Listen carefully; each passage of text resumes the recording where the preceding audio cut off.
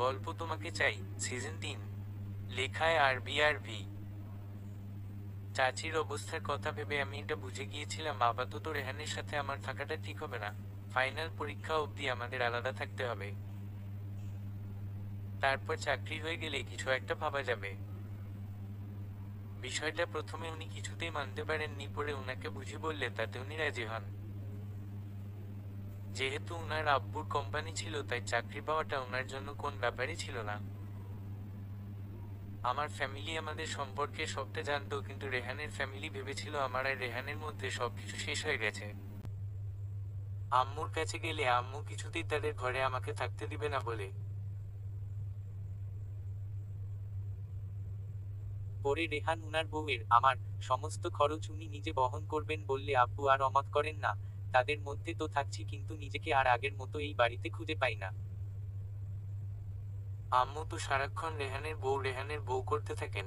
সত্যি বলতে খুব মিস করি মা তোমার মুখের নিশা নামটা। আর বাকিদের ব্যবহার ঠিক যেন ভাড়াটিয়ার মতো। এতটা পর হয়ে গেছি আমি, খুব কষ্ট লাগে ভাবতে। ফাইনাল রেজাল্ট প্রকাশ হলে ইন্টারে আমি রেহানদের ভার্সিটিতে ভর্তি হলাম। তার মধ্যে আবার ভার্সিটির পোশাক নিয়ে আমার আর রেহানের ঝগড়া বেঁধে যায়। ওনার মতে আমি বোরকা পরে আপাদমস্তক ডেকে পড়তে যাব, তা না হলে ভার্সিটিতে যাওয়া লাগবে না। ওনার মূর্খ বউ খুব আদুরে। শেষমেশ ডেভিলটার কথাই চিরদার্য। বাইকে বসে বিশাল এই বোরকায় রেহানের সাথে একদম বেমানান হয়ে আছি, আর উনি খুব স্টাইল করে চুলটা জেল দিয়ে সেট করে সাদা টি শার্টের সাথে উপরে কালো জ্যাকেট। উফ অফ, কি যে হ্যান্ডসাম লাগছে না আমার ডেভিলটাকে। আর আমি যাওয়ার পথে আমাদের কথা হচ্ছে। রেহান হুমো, আমার খুব ভয় করছে। ফার্স্ট ক্লাস আল্লাহ জানেন কেমন হয়। কোনো ব্যাপার না, সমস্যা হলে আমার নাম যে কাউকে জিজ্ঞাসা করলে বলে দিবে আমার ক্লাস কোনটা। ওকে জি না, কোনো সমস্যা হবে না, আপনাকেও খোঁজা লাগবে না। দেখা যাক। ক্লাসে যে যেভাবে পারছে সে সেইভাবে পচাছে। বাধ্য মেয়েটির মতো চুপটি করে লাস্টে বসে থাকা মেয়েটির সাথে গিয়ে আলাপ শুরু করলাম। টিফিন পিরিয়ডে সাদিয়ার সাথে কথা বলছি, এমন সময় একটা ঢঙ্গি মেয়ে এসে আমাদের উপর ইচ্ছা করে বোতল থেকে পানি ফেলে দিয়ে পাগলের মতো হাসা শুরু করলো, সাথে পুরো ক্লাসও। মেজাজটা খারাপ লাগে, বোরকা পরে সিধেসাধা হয়ে আছি বলে ভেবেছে কিছুই করতে পারবো না। ডাইনিটার হাত থেকে বোতলটা কেড়ে নিয়ে সবটুকু পানি তার মুখে ছুঁড়ে ফেলে খালি বোতল দিয়ে ইচ্ছে মতো তার মাথায় আঘাত করতে লাগলাম, সাথে লাথি ফ্রি। পেছনে থেকে সাদিয়া আমাকে অনেক আটকানোর চেষ্টা করছে আর চিৎকার করে কি যেন বলছে, কিন্তু আমি কিছুই শুনিনি, ডাইনিটাকে শায়েস্তা করতে ব্যস্ত হয়ে পড়েছিলাম। মারধর শেষে মেয়েটা নিজেকে কোনোরকমে সামলে নিয়ে রাগান্বিত হয়ে ধমকের সুরে বলতে লাগে, 2 টাকার মেয়ে আমার গায়ে হাত তুলিস? তুই এই ভার্সিটিতে কিভাবে থাকিস দেখে নেব, জাস্ট ওয়েট এন্ড সি। ওকে দেখে নিস, পলকহীনভাবে মেয়েটার দিকে তাকিয়ে। প্রথম দিনই এরকম কিছু হবে তা ভাবতেও পারিনি। ইচ্ছে ছিল সবার সাথে খুব মজা করব। তাছাড়া ডেভিলটাও কি ভাববে আল্লাহ জানেন। উনি তো আবার আমাকে বুঝতেই চান না। বাসায় এসে চুপচাপ বসে আছি, অস্বস্তিকর লাগছে, সারাদিন কারো সাথে কথা বলিনি, ডেভিলটাও কি কাজে যেন ব্যস্ত হয়ে পড়েছে, আমার খোঁজ নেওয়ার উনার সময়ই নেই। রাতে লাইট অফ করে আধপসা অবস্থায় বসে আছি। বাহিরের লাইটের আলো খোলা জানালা ভেদ করে রুমে এসে পড়ছে। বালিশটা বুকে জড়িয়ে মেয়েটার কথা চিন্তা করছি। প্রথম দিনই ঝগড়া। না জেনে না চিনে মেয়েটার সাথে লড়াই করা আমার একদম ঠিক হয়নি।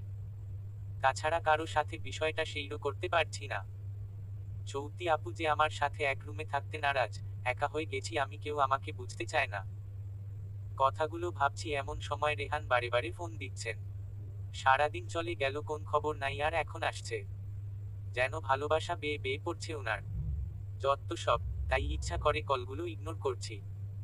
বেশ কিছুক্ষণ কেটে গেছে, হয়তো বুঝে গেছেন আমি উনার সাথে কথা বলতে চাই না, তাই কল করাও ছেড়ে দিলেন।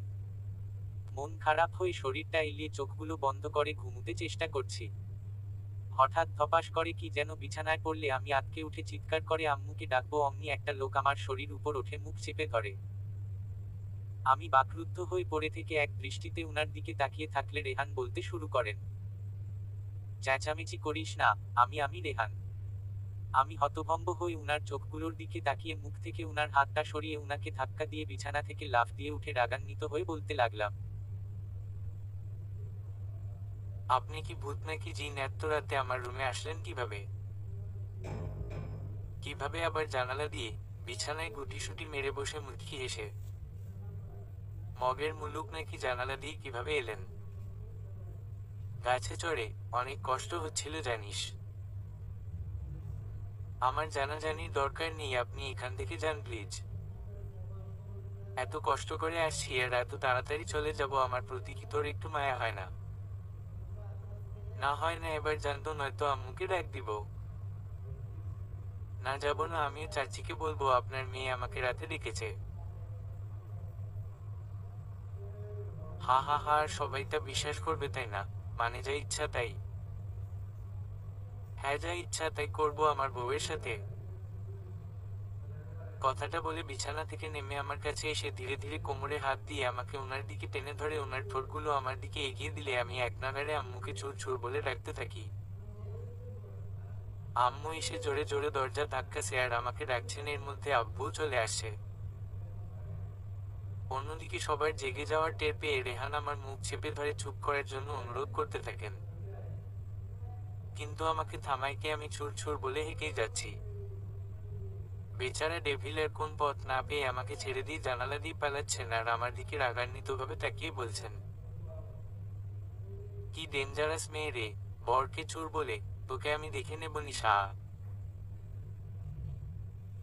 সকালবেলা দোকান থেকে পাউরুটি কিনে এনে সিঁড়ি বেয়ে 3 তলায় উঠছি, এমন সময় দেখালাম ডেভিলটা কোনোরকমে গায়ে লেগে থাকা একটা হাতা কাটা সাদা আর্মি গেঞ্জি, তার সাথে সুরমা রঙের ট্রাউজার পরে এক হাত পকেটে দিয়ে মনের আনন্দে আপেল খেতে খেতে সিঁড়ি দিয়ে লাফিয়ে লাফিয়ে নামছেন। ছাদে জিম করেছেন হয়তো, যা বাবা তাতে আমার কি। মাথায় এক হাত গোমটা দিয়ে যেই না পাশ কেটে চলে যাচ্ছিলাম অমনি ডেভিলটা 3টা সিঁড়ি পিছিয়ে আমাকে ডাক দিয়ে বসলো। কথাতে মনে হচ্ছিল আমাকে চিনতে পারেনি, নিশ্চিত হতে নামটা অনুমান করেছে। যাই হোক, উনার সাড়া পেয়ে আর নিজেকে আটকাতে পারলাম না, দিলাম এক দৌড়। যদি একবার ধরতে পারেন তাহলে আর রক্ষে নেই, রাতের মাসুল হারে হারে উসুল করবেন। পেছনে খুরুচ রাব্বিশরাও দৌড়ে তাড়া করছে। শেষমেশ আমার নাগাল পেলে উনি উনার এক হাতে আমার হাত দুটো শক্ত করে দেয়ালের সাথে মিশিয়ে ধরে অন্য হাতে বেখেয়ালি লুক নিয়ে আপেল খেতে লাগলে আমি ধমক দিয়ে উনার কাছে এরূপ করার কারণ জানতে চাইলে উনি বলেন আজকে নাকি আমাকে আর ছাড়ছেন না যতক্ষণ না উনি যা চান আমি তা না করতে দিই। আমি গম্ভীর হয়ে উনাকে জিজ্ঞাসা করলাম, কি সমস্যা আপনার, কি চান? মাটিতে পাউরুটিগুলো ফেলে দিলেন, আমি এখন কি খাবো? ধুর, প্লিজ আমাকে যেতে দেন। বলবো, ডেভিল মার্কা হাসি দিয়ে। জি তাড়াতাড়ি বলেন, হাতে ব্যথা পাচ্ছি। বলা যাবে না করেই দেখাই। আপেলটা ফেলে আরেক হাত দেয়ালে রেখে কথাটা বলে উনি আমার একদম কাছে এসে আমার গায়ের গন্ধ নিতে লাগলেন। নিজেকে আমার সাথে মিলিয়ে নিয়ে গলায় গালের ঠোঁটে পাগলের মতো চুমু খেতে লাগলেন। পাথর হয়ে গেছে মনে হচ্ছে, ওনার সাথে সাথে আমিও পাগল হয়ে যাচ্ছিলাম। এই কেমন অনুভূতি! দুজনেই দুজনের মধ্যে বিভর। এমন সময় উপর তলার থেকে মিঠে আপুর আব্বু কাশতে কাশতে পত্রিকা পড়ে সিঁড়ি দিয়ে নিচে নামছেন। চাচ্চুর আওয়াজ শুনে ডেভিলটা তাড়াহুড়ো করে চোরের মতো দৌড়ে সেখান থেকে উধাও। আমি তো হাসতে হাসতে শেষ। চাচ্চু আমাকে শুভ সকাল জানিয়ে বাড়ি যেতে বললে আমি রুমে এসে বসে আছি। কিছুক্ষণ পরেই নিচে দোকানের ছেলেটা পাউরুটি, চা, রুটি বাজি, নুডলস নিয়ে হাজির হয়। এসব কার জন্য আম্মু জিজ্ঞেস করাই ছেলেটা মুখের ওপর বলে দেয় রেহান ভাই পাঠাইছে ভাবির জন্য। ভার্সিটিতে যাব বলে নিচে নেমে দেখি রেহান বাইক নিয়ে দাঁড়িয়ে ফোনে কথা বলছেন। আমাকে দেখে ওনার কথার স্টাইল যেন চেঞ্জ হয়ে গেল। জান খেয়েছো? আই লাভ ইউ জান, উম্মা। আদিক্ষেতা দেখলেই গায়ে জ্বলে যায়। আমিও একটা ভেঙচি কেটে দ্রুত হেঁটে চলে যাচ্ছি। পাশ থেকে রেহান হাতটা ধরে আমার বুকের কাছে এসে বলতে শুরু করেন, পোড়া পোড়া গন্ধ পাচ্ছি, মনে হচ্ছে কেউ জ্বলছে।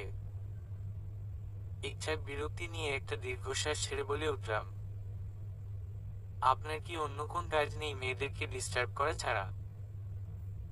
মেয়েদেরটা জানি না, কিন্তু সত্যি বলতে আমার বউকে ডিস্টার্ব করতে না আমার বেশ মজা লাগে। হয়েছে, মজা পেয়েছেন, এখন আমাকে যেতে দেন প্লিজ। এখনো তো শুরুরই হলো না, শেষ হবে মানে? কথাটা বলে ভরা রাস্তায় উনি এক পা করে আমার খুব কাছে আসতে থাকলে আমি উনাকে ধাক্কা দিয়ে সরিয়ে গেলে কষে একটা থাপ্পড় দিয়ে বলতে থাকি, আলগা পিরিতি দেখানোর আর জায়গা খুঁজে পেলেন না, যত সব ননসেন্স। রাস্তার মানুষগুলো আমাদের দিকে তাকিয়েছিল, নিজেকে আড়াল করতে এক দৌড়ে বান্ধবীর বাড়িতে ঢুকে পড়লাম। 1 মিনিট সেখানে দাঁড়ালে ভরা মানুষের সামনে ডেভিলটা নিশ্চয়ই কিছু একটা করে বসতেন, তাই এসব বলা ওনাকে। আমি আর শিমলা বাড়ি থেকে বেরিয়ে ভার্সিটির জন্য পথ ধরলাম। চিপস খেতে খেতে অনেক হাসি ঠাট্টা করছি, এর মধ্যে রোডে তাকিয়ে দেখি ডেভিলটা বাইকের পেছনে একটা মেয়েকে বসিয়ে হিরোর মতো রাইড করছেন। মেয়েটাও ওনাকে বুকের সাথে লেপ্টে ধরে আছেন, হেলমেট পরা ছিল তাই ফেস দেখতে পারিনি। এই দৃশ্য দেখে মুখে চিপস নিয়ে হা করে বাইকের দিকে তাকিয়ে থাকলে পাশ থেকে শিমলা খুব এক্সাইটমেন্ট নিয়ে বলতে থাকে, দেখ নিসা, ছেলেটা কি সুন্দর বাইক চালাচ্ছে আর মেয়েটা কিভাবে আঁকড়ে ধরে আছে। বয়ফ্রেন্ড গার্লফ্রেন্ড হবে নিশ্চিত। ঈশ্বর, আমার যদি এমন হ্যান্ডসাম একটা বয়ফ্রেন্ড থাকতো। আমি মুখ বেঁকিয়ে রোবটের মতো দাঁড়িয়ে আছি, চিপসটা এখনো মুখের ভেতরে। না পারছি গিলতে, না পারছি ফেলে দিতে। মনের অজান্তে চোখ দুটো নোনা জলে ভিজে গেল। খারাপ লাগছে অনেক। সকালে হয়তো একটু বেশি করে ফেলেছি। থাপ্পড়টা না দিলেই পারতাম, কেন যে কাজটা করতে গেলাম। অনুতাপ হচ্ছে, তাই ভাবলাম টিফিনে ওনার সাথে একটু দেখা করে সরি বলে দিব। যেমন ভাবনা তেমন কাজ। টিফিনে সাদিয়াকে সাথে নিয়ে ওনাদের ক্লাসে গেলে সেখানে আর ওনাকে পেলাম না। এসেই পড়ছিলাম, হঠাৎ নিচে তাকিয়ে দেখি গার্ডেনে বসে সব বন্ধুরা আড্ডা দিচ্ছেন, রেহানের হাতে গোলাপ। অনেক মেয়েও আছে। আমি খুব জোরে ওনাকে ডাকতে থাকলে উনি এক নজর উপরের দিকে তাকিয়ে আমাকে দেখে মুখ ঘুরিয়ে নিলেন। আমি ভেবেছিলাম উনি হয়তো খেয়াল করেননি, তাই আবার ডাকতে লাগলে ওনার বন্ধুরা ওনাকে জিজ্ঞাসা করে বলেন, কে রে এটা? আমি চিনি না, রেহান। আমি ওনার জবাব শুনতে না পেয়ে পাগলের মতো ওনাকে ডেকেই যাচ্ছিলাম, হঠাৎ ওনার পাশ থেকে একটা ছেলে আমাকে বলে বসে, এই মেয়ে রেহানের গফ আছে, আমাদেরকে পছন্দ হয় কিনা দেখ। আমি রেহানকে দেখে অবাক হয়ে যাচ্ছি, উনি অন্য মেয়েদের সাথে আড্ডা দিয়েই চলছেন। আমার কোনো পাত্তাই নেই উনার কাছে। ব্যাপারটা খুব মনে লেগেছিল। আমার ক্লাসে এসে অঝোর নয়নে কাঁদতে লাগলাম। হঠাৎ কোথা থেকে সাদিয়া এসে আমাকে একটা লাভ লেটার দিয়ে মুচকিয়ে মুচকিয়ে হেসে আমাকে ইশারায় বাহিরের দিকে তাকাতে বলল। আমি বাহিরের দিকে তাকিয়ে কিছুই বুঝতে পারলাম না। কিরে, পাগল হয়ে গেছস নাকি? আমি মরছি আমার জ্বালাতে, আর তুই? আর এটা কি? আরে ওই যে ছেলেটাকে দেখছিস, সে তোকে নাকি অনেক ভালোবাসে, আমাকে বলেছে তোকে বলতে। কিসে পড়ে? Final year. অনেক বড় লোক আর স্মার্টও। নাম রাফসান। করতে পারিস। খুব হ্যাপি। রেহানের উপর প্রতিশোধ নেয়ার এটাই সুযোগ, তাই আর না ভেবে বলে দিলাম, ওনাকে বল এখন সবার সামনে গার্ডেনে আমাকে প্রপোজ করতে পারবে কিনা। তারপর সাদিয়া গিয়ে রাফসানের বন্ধুদের বিষয়টা জানালে উনি নাকি রাজি হয়ে যান। ক্লাস শেষে হাজার হাজার মানুষ গার্ডেনে, আমি সাদিয়া গার্ডেনে দাঁড়িয়ে আছি। কিছুক্ষণ পর পেছনে থেকে রাফসান এসেই আমার হাতটা ধরে মাঝ গার্ডেনে এনে হাতে একটা কালো গোলাপ নিয়ে প্রপোজ করার জন্য বলতে শুরু করেন, আই লাভ ওয়াই। সেন্টেন্সটা আর শেষ করতে পারেননি, তুফানের বেগে রেহান এসে মেরে ছেলেটাকে একদম আলোর ভর্তা বানিয়ে ফেলে। ওনার মুখে শুধু একটাই কথা, আমার বউয়ের হাত ধরছস কোন সাহসে। আর এদিকে রেহানের বন্ধুরা এসে হাত থেকে কালো গোলাপটা নিয়ে রাফসানের মুখে ভরে দেয়। গোলাপটা পেয়ে খুব খুশি হয়েছিলাম, কারণ আমি কখনো কালো গোলাপ দেখিনি, এই প্রথম ছিল। আসার সময় রেহান আমার সাথে একটা কথা বলেননি, গম্ভীর হয়েছিলেন। আমারও এত ইচ্ছা নেই। বাইক থেকে নেমে সোজা বাড়ি চলে যাচ্ছি, পেছনে থেকে রেহান রুক্ষ সুরে বলে উঠেন, ফুলটা তোর হাতে ছিল কেন? ভালো লেগেছে তাই। কথাটা বলে রুমে চলে আসি। রাতে রেহান ফোন দেননি, তাই আমি নিজে থেকে দিলাম, তাও রিসিভ করলেন না। সকালে ঘুম থেকে উঠে দরজা খুলে অনেকগুলো কালো গোলাপ নিজের পায়ের নিচে আবিষ্কার করলাম। আম্মুকে জিজ্ঞাসা করলে তিনি বললেন তিনি কিছুই জানেন, বাড়ির কেউ জানেন না এই ফুলকে দিয়েছেন। শিমলা তার বয়ফ্রেন্ডের জন্য গিফট কিনবে বলে দুজন মার্কেটে অনেক ঘোরাঘুরি করছি, কিন্তু কিছু পছন্দ হচ্ছে না, তাই আর না ঘুরে বাসায় চলে যাচ্ছিলাম, হঠাৎ আমাকে চমক দিয়ে রেহান একটা মেয়ের সাথে একই মার্কেটে শপিং করতে চলে আসেন। মেয়েটা রেহানের ডান হাতটা আঁকড়ে ধরে আছে। একদম নিউ ম্যারিড কাপল যেমন থাকে ঠিক তেমন। মেজাজটা খারাপ লাগে। আর দেরি না করে আমি আর শিমলা নিলাম ওদের পিছু। কিছুক্ষণ পর মেয়েটা রেহানকে একটা টি শার্ট পছন্দ করে দিয়ে চেঞ্জিং করে যেতে বললে মনে মনে ভাবলাম এটাই সুযোগ উনার সাথে ফয়সালা করার। তাই আমিও হাতে একটা কাপড় নিয়ে উনার পিছু পিছু হাঁটতে থাকি। রেহান চেঞ্জ করার জন্য পর্দাটা লাগিয়ে দিলেন, সামনেই মেয়েটা দাঁড়িয়ে আছে। আমি কৌশলে মেয়েটাকে সিমলাকে সামলাতে বলে নিজেও রেহানের সাথে চেঞ্জিং রুমে ঢুকে পড়লে রেহান আমাকে দেখে অবাক হয়ে কিছু বলতে চাইলে আমি উনার মুখটা চেপে ধরে চুপ করিয়ে দিই। উনার সিক্স প্যাকওয়ালা খালি গাটা আমার বুকের সাথে মিশে আছে। দুজন দুজনাতে ডুবে আছি, এরই মধ্যে রেহান আমার হাতটা সরিয়ে বলে উঠলেন, তুই তুই এখানে কেন? আচ্ছা, তোর কি কোন লজ্জা নেই? ছেলেদের চেঞ্জিং রুমে ঢুকে পড়েছিস বেয়াদব। লজ্জা আমার না আপনার থাকা উচিত। বউ আছে তবুও অন্য মেয়েদের নিয়ে ঘুরেন, নির্লজ্জ বেহা কোথাকার। হাতের কাপড়টা মুখের সামনে নাচিয়ে নাচিয়ে। হোয়াট? আমি আবার কি করলাম? তুই যা ভাবছিস তা না। ওয়েট ওয়েট, তোর হাতে এটা কি? আমার কাপড় আর কি হবে? বাও, এটা পরলে তো তোকে টু মাচ সেক্সি দেখাবে জান। মুচকি হেসে। মানে? আমি হাতের কাপড়টার দিকে তাকিয়ে ভেবাচেকা খেয়ে গেছি, তাড়াহুড়ো করতে গিয়ে নিচে না তাকিয়ে হাতে করে একটা নাইটি নিয়ে চলে এসেছি, যা ছিল খুবই অশ্লীল।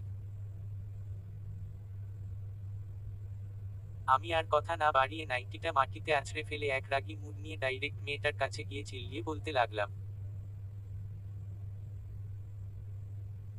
তোরা কি আর কাউকে খুঁজে পাস না, ডাইনি? কেন আমাকে কষ্ট দেওয়ার জন্য তোমরা রেডি হয়ে বসে থাকো? কে তুমি আজব? তুই কে সেটা বল। রেহানের সাথে কি সম্পর্ক? রেহান আমার বিএফ। কথাটা শুনে মাথাটা গরম হয়ে গেলে সাথে সাথে মেয়েটাকে কষে একটা থাপ্পড় বসিয়ে দেই। ইতিপূর্বে শপিং মলে অনেক লোকজন জড়ো হয়ে গেছে। রেহান ভীষণ রেগে আমাকে ধমকের সুরে বলতে শুরু করেন, are you mad Nisha? I am so sorry, তোমার লাগেনি তো?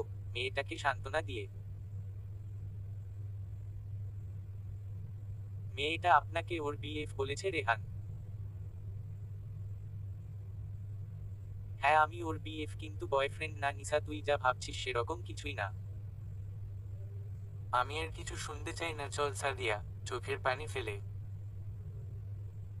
বাসায় এসে ডুকরে কাঁদতে থাকি। আম্মু এসে ব্যাপারটা জিজ্ঞাসা করেছিলেন, কিন্তু আমি কিছুই বলিনি। রাত 9টা বাজে, নিচের ফ্ল্যাটের একটা পিচ্ছি রুমে এসে বলে আমাকে নাকি আন্টি ডাকছেন, খুব জরুরি। আমি তাড়াতাড়ি করে বেরিয়ে এলে দরজা থেকে রেহান আমার হাতটা খুব শক্ত করে ধরে একটানে ছাদে নিয়ে চলেন। আমি অনেক বাধা দেওয়ার চেষ্টা করেছি, কিন্তু ডেভিলটার সাথে পেরে উঠতে পারিনি। যাই হোক, ছাদে গিয়ে আমি হতভম্ব। রেহানের বন্ধুদের পুরো গ্যাঙ্গ এখানে হাজির, সাফাও আছে। বিরক্ত লাগে। ডেভিলটা আমাকে এখানে কেন এনেছে কথাগুলো ভাবছি এমন সময় রেহান সবার সামনে আমাকে বুকে জড়িয়ে নিয়ে বলে ওঠেন, আই এম সো সরি বউ। আমি রাগ দেখিয়ে উনাকে সরিয়ে দিলে সাফা আপু এসে কাছে এসে বলতে লাগলেন, বোকা মেয়ে বিয়ে শুধু বয়ফ্রেন্ড হয়ে কে বললো, আমি তো বেস্ট ফ্রেন্ড। কেউ বলি রেহান আমার বেস্ট ফ্রেন্ড, আর আজকে আমার বয়ফ্রেন্ডের জন্য শপিং করতে গিয়েছিলাম। রেহান তো জাস্ট আমাকে হেল্প করছিল, আর ওই দিনের জন্য আমরা সবাই সরি। রেহান বলেছিল তোমাকে না চিনার বান করতে, তাই একটু মজা করেছি। চুপটি করে দাঁড়িয়ে আছি।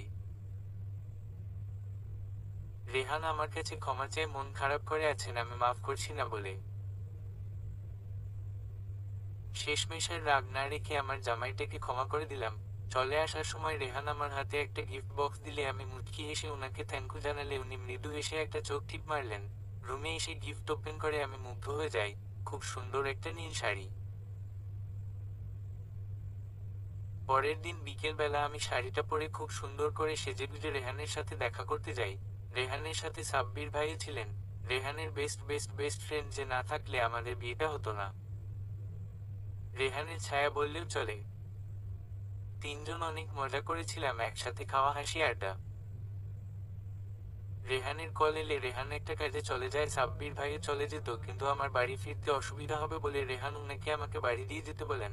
সাব্বির ভাই গেটে নামিয়ে দিয়ে আমার পিছু পিছু হাঁটা শুরু করেন। আমি সন্দেহ কোন দৃষ্টিতে তার দিকে তাকালে উনি বলে ওঠেন, যেতে পারবা? হুম। ও আচ্ছা, আমি তাহলে চলে যাই। ওকে। কিছু সিঁড়ি যাওয়ার পর, এই নিশা শোনো। জি। তোমাকে শাড়িতে অনেক ভালো লাগছে। থ্যাঙ্কস ভাইয়া। তুমি আসলে অনেক সুন্দর। প্রথম যেদিন দেখেছিলাম সেদিন থেকেই। আচ্ছা থাক, আমি যাই। ওকে। নিশা নিশা, এই দাঁড়াও। চুপ করে দাঁড়িয়ে উনার দিকে বিরক্তি লুক নিয়ে চেয়ে আছি। উনি আমার চোখের দিকে তাকিয়ে কিছুক্ষণ নীরবতা পালন করে আমাকে অবাক করে দিয়ে বলে ওঠেন, আই লাভ ইউ নিশা। কথাটা বলে এক দৌড়ে গেট পার। রেহান ওনার ফ্যামিলিকে অবিশ্বাস করবে, কিন্তু সাব্বির ভাইকে কখনোই না।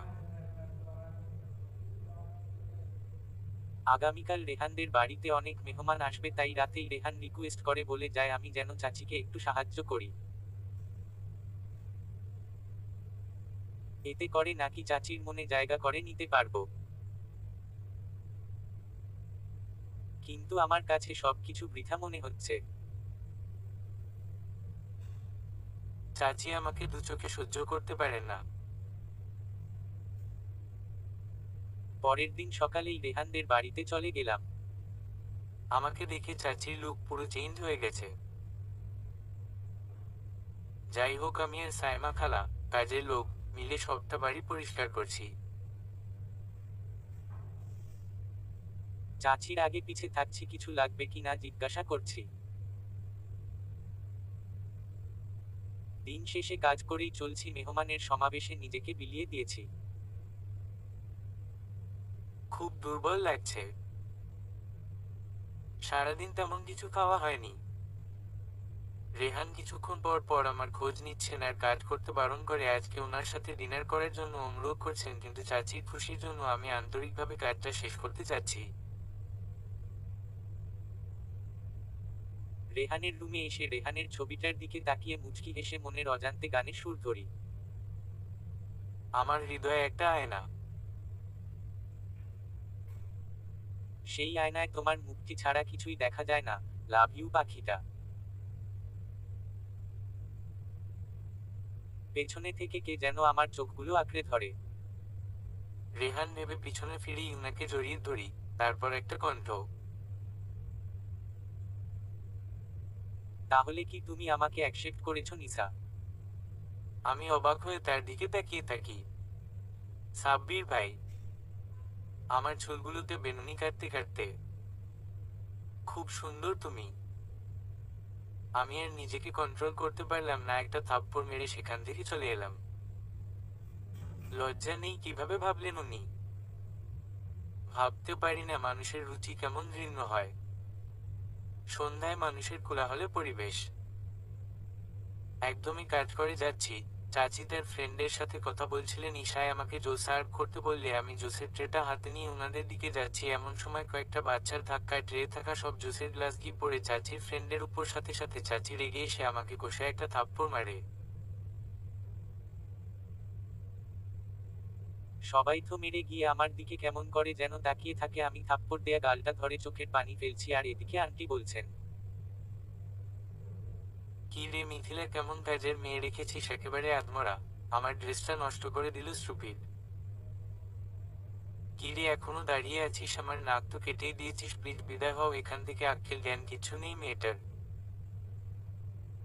দৌড়ে রুমে এসে কাঁদতে কাঁদতে ঘুমিয়ে পড়লে হঠাৎ নিজেকে কারো কোলে আবিষ্কার করলাম। চোখগুলো ঘষতে ঘষতে খুলে দেখি রেহান সিঁড়ি দিয়ে নামতে নামতে। আম্মু বলেছে তুমি নাকি রাগ দেখিয়ে না খেয়ে চলে এসেছো। বলেছিলাম এত কাজ করতে হবে না, যাই হোক একসাথে খাবো চলো। আমি আমি খেয়ে নিয়েছি।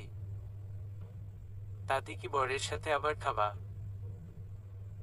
অনিচ্ছা থাকা সত্ত্বেও চাচির সাথে এক টেবিলে সবাই ডিনার করলাম। চাচি আমার দিকে তাকাচ্ছেন না। সারাদিন অনেক কাজ করেছি তাই হয়তো কাজের মেয়ে ভেবে খেতে দিচ্ছেন। তার কিছুদিন পর চাচির আড়ালে চুপি চুপি রেহানের রুমে ঢুকে দরজাটা বন্ধ করে দিলাম। রেহান শাওয়ার নিচ্ছেন, হয়তো উনার আম্মুকে ভেবেছেন তাই চিল্লিয়ে ওনার টাওয়েলটা দিতে বললে আমি হালকা কাশি দিয়ে উনাকে বুঝিয়ে দিই যে আমি উনার আম্মু না। নিসা টাওয়েলটা একটু দে প্লিজ। ওকে দিচ্ছি। মাথায় একটা দুষ্টু বুদ্ধি চাপলো, আমি টাওয়েলটা ওনাকে না দিয়ে হাতে নিয়ে দাঁড়িয়ে আছি আর মুচকিয়ে হাসি। এদিকে উনি 10 মিনিট যাবৎ থেকে যাচ্ছেন। নিশা কোথায় তুই, প্লিজ তাড়াতাড়ি কর, শীত করছে অনেক। না দিব না। মানে কেন, প্লিজ দিয়ে দে। আগে বলেন অন্য মেয়েদের সাথে আর কথা বলবেন না রে বাবা। আমাকে কয়েকগুলো চকলেট কিনে দিবেন। ওকে। আচ্ছা আপনি কি স্বীকার করেন আপনি একজন ডেভিল হাজবেন্ড? এসে না, তাহলে ট্যাবেল পাবেন না। ওকে ওকে আমি ডেভিল, এখন তো দিয়ে দে, তা না হলে বেরিয়ে আসবো বলে দিলাম। হা হা হা হা, না দিব না। তাহলে বেরিয়ে আসছি। তাও দিব না, হা হা হা হা হা। নিসা কাজটা ভালো হচ্ছে না, বলছি এটার মাসুল তোকে দিতে হবে, একবার বেরিয়ে আসতে দে। আগে আসেন তারপর হা হা হা। বেরিয়ে আসছি কিন্তু। আচ্ছা হা হা হা হা। ডেভিলটা দরজাটা প্রায় খুলে ফেলেছিল, আমি আর না হেসে তাড়াহুড়ো করে উনাকে টাওয়েলটা দিয়ে দরজাটা বন্ধ করে দিলাম। এই ছেলে দেখি খুব ডেঞ্জারাস। উফ অফার একটু হলেই। আল্লাহ তওবা তওবা, ছিছি। দাঁড়িয়ে উনার জন্য অপেক্ষা করছি। ডেভিলটা ওয়াশরুম থেকে বেরিয়ে সোজা আমার কাছে এসে আমার গাল ধরে দেয়ালের সাথে খুব জোরে চেপে ধরে। উনার এক হাত আমার এক হাতে দেয়ালের উপর করে চেপে রেখে বলেছিলাম না মাসুল দিতে হবে। উনার চোখগুলোর দিকে তাকিয়ে ভয় পেয়ে গেছি। মনে হচ্ছে আমাকে আজকে গিলে খাবেন। আমি তার হাত থেকে নিজেকে বাঁচানোর চেষ্টা করছি, উনাকে বারবার আমাকে ছেড়ে দিতে বলছি। উনি কথা না শুনে উনার হাতটা দিয়ে আমার আরেক হাত সহ চেপে ধরে। আমি ডেভিল তাই না? ডেভিল কি করে? ধমকের সাথে র রক্ত খায়, আস্তে করে কান্না কান্না ভাব নিয়ে। সব যেন দেখছি। কথাটা বলে উনি আমার শরীর থেকে ওড়নাটা সরিয়ে পাগলের মতো চুমু খেতে থাকেন। তার ভেজা দেহটা আমার শরীরটাকে শীতল করে তুলছিল, পাগল করে দিচ্ছিল আমাকে। কথাটা বলে উনি আমার শরীর থেকে ওড়নাটা সরিয়ে পাগলের মতো চুমু খেতে থাকেন। তার ভেজা দেহটা আমার শরীরটাকে শীতল করে তুলছিল, পাগল করে দিচ্ছিল আমাকে। কালকের ঘটনার পর থেকে ওনার সাথে কোন কথা বলছি না। ভার্সিটি যাব তাই রাস্তায় দাঁড়িয়ে আছি, কোন গাড়ি পাচ্ছি না। হঠাৎ সাব্বির ভাই গাড়ি নিয়ে এসে আমাকে লিফট দিতে চাইলেন। নিসা, তাড়াতাড়ি চলে এসো। আমি যাব না, আপনি যান। বড় ভাই হিসেবে বলছি, তাড়াহুড়োতে ছিলাম, তাই আর ভাবলাম না। সাব্বির আমার সাথে আলাপ করতে চাইছেন। পড়াশোনা কেমন চলছে? তোমার আব্বু যে কি করেন? আচ্ছা, তোমার মতো মিষ্টি দেখতে এমন কোন বান্ধবী আছে তোমার প্রেম করতাম আর কি, হা হা হা। উফ অফ, গাড়িটা এত স্লো যাচ্ছে কেন? স্পিডে যেতে বলে মাথা ধরে গেছে। সাব্বির হয়তো বুঝে গেছেন আমি উনার কথায় ভীষণ বিরক্ত, তাই উনি কিছুক্ষণ চুপ থেকে আবার বলতে থাকেন। আচ্ছা, তুমি যদি এটা ভেবে থাকো যে রেহান তোমাকে ভালোবাসে আর তোমাকে নিয়ে সংসার করবে, তাহলে জেনে রেখো তুমি স্বপ্নে বসবাস করছো। আমাকে ফিরিয়ে দিলে পরে তোমাকেই পস্তাতে হবে, বুঝেছো? মানে কি এসবের? রেহান যে বিয়ে করছে তুমি কি জানো? কি? কার সাথে? উত্তেজিত হয়ে ওই দিন ফাংশনে অরিনের সাথে রেহানের বিয়ে প্রায় ঠিক হয়েছে, তা কি তুমি জানো না? রেহান হয়তো তোমাকে জানানোর প্রয়োজন বোধ করেনি। আমি বিশ্বাস করি না। বুকের ভিতরটা মুচড়ে উঠল। অঝোর নয়নে কাঁদাতে লাগলাম। বাসায় এসে দৌড়ে রেহানদের বাড়িতে গিয়ে রুমে রেহানকে পেলাম না। তারপর জানতে পারলাম রেহান চাচি চাচ্ছু নাকি অরিন আপুদের বাড়িতে বেড়াতে গিয়েছেন। রেহান আমাকে তাহলে বোকা বানাচ্ছেন। কিন্তু কেন? কেন করছেন উনি এমন? আমাকে লুকিয়ে বিয়ে করে এখন আবার অন্য কাউকে বিয়ে। সন্ধ্যায় ওনারা বাড়ি ফিরেছেন। রেহান তো আমাকে একের পর এক কল দিয়ে যাচ্ছেন আর আমি ইগনোর করছি। রাব্বিশ খরচ ডেভিল একটা। ওনার কথা ভেবে ডুকরে কেঁদে উঠছি। রাত একটা ওনাকে কল দিয়ে ছাদে দেখা করতে বললাম। ছাদে যেতে না যেতে রেহান আমাকে জড়িয়ে ধরে গালে একটা কিস করে বলতে শুরু করলেন। ফোন ধরছিলি না কেন? কিছু হয়েছে নিসা? ওই দিন ফাংশনে কি কিছু হয়েছে যেটা আমি জানি না? হতে পারে আপনি বলতে ভুলে গেছেন এমন কিছু। না, এমন কিছুই তো হয়নি। ও ও হুমম। আচ্ছা, আপনি আমাকে কেন বিয়ে করেছেন বলেন তো? মানে? ওনার এমন আচরণে সাব্বিরের কথাগুলোই যেন সত্যি প্রমাণ হচ্ছিল।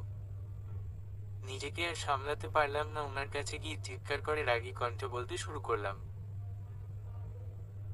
কেন মিথ্যা বলছেন? রেহান ওই দিন অরিন আপু আসেননি, আপনাদের বাড়িতে সাথে বিয়ে ঠিক হয়েছে আপনাদের, অথচ আমি কিছুই জানি না। আমাকে আপনি কিছুই বলেনি কেন? রেহান কেন?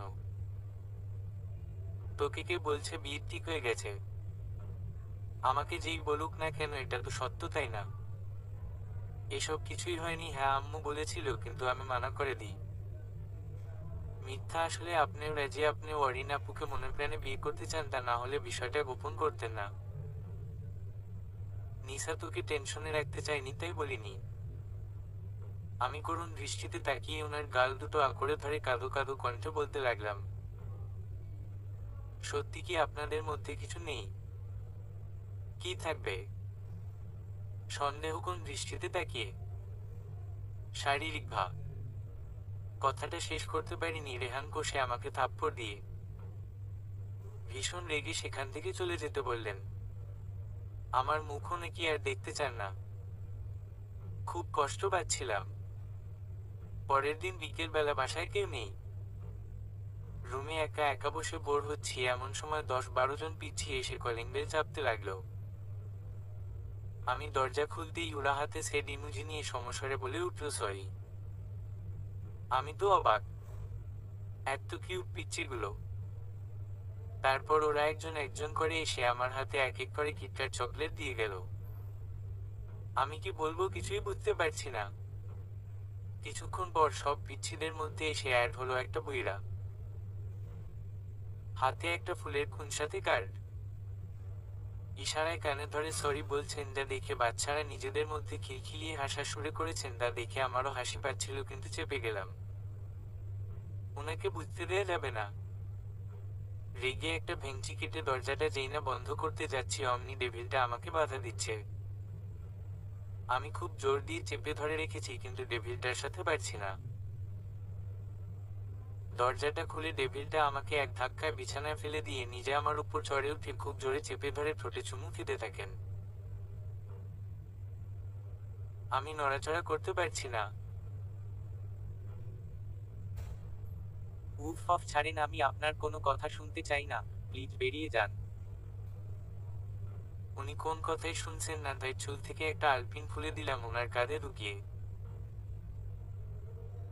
ও সিট, নিশা কি করলি এটা? বেরিয়ে যান বলছি। রাগ করার কিছু নেই, তোর সন্দেহ তাই না আমি তোকে সত্যি ভালোবাসি কিনা? বাসেনি না তো আমি জানি। হুমটাই আজকে রাতে আব্বু তোর ফ্যামিলির সাথে আমাদের বিয়ের কথা বলতে আসছেন। সত্যি? আমার তো বিশ্বাস হচ্ছে না।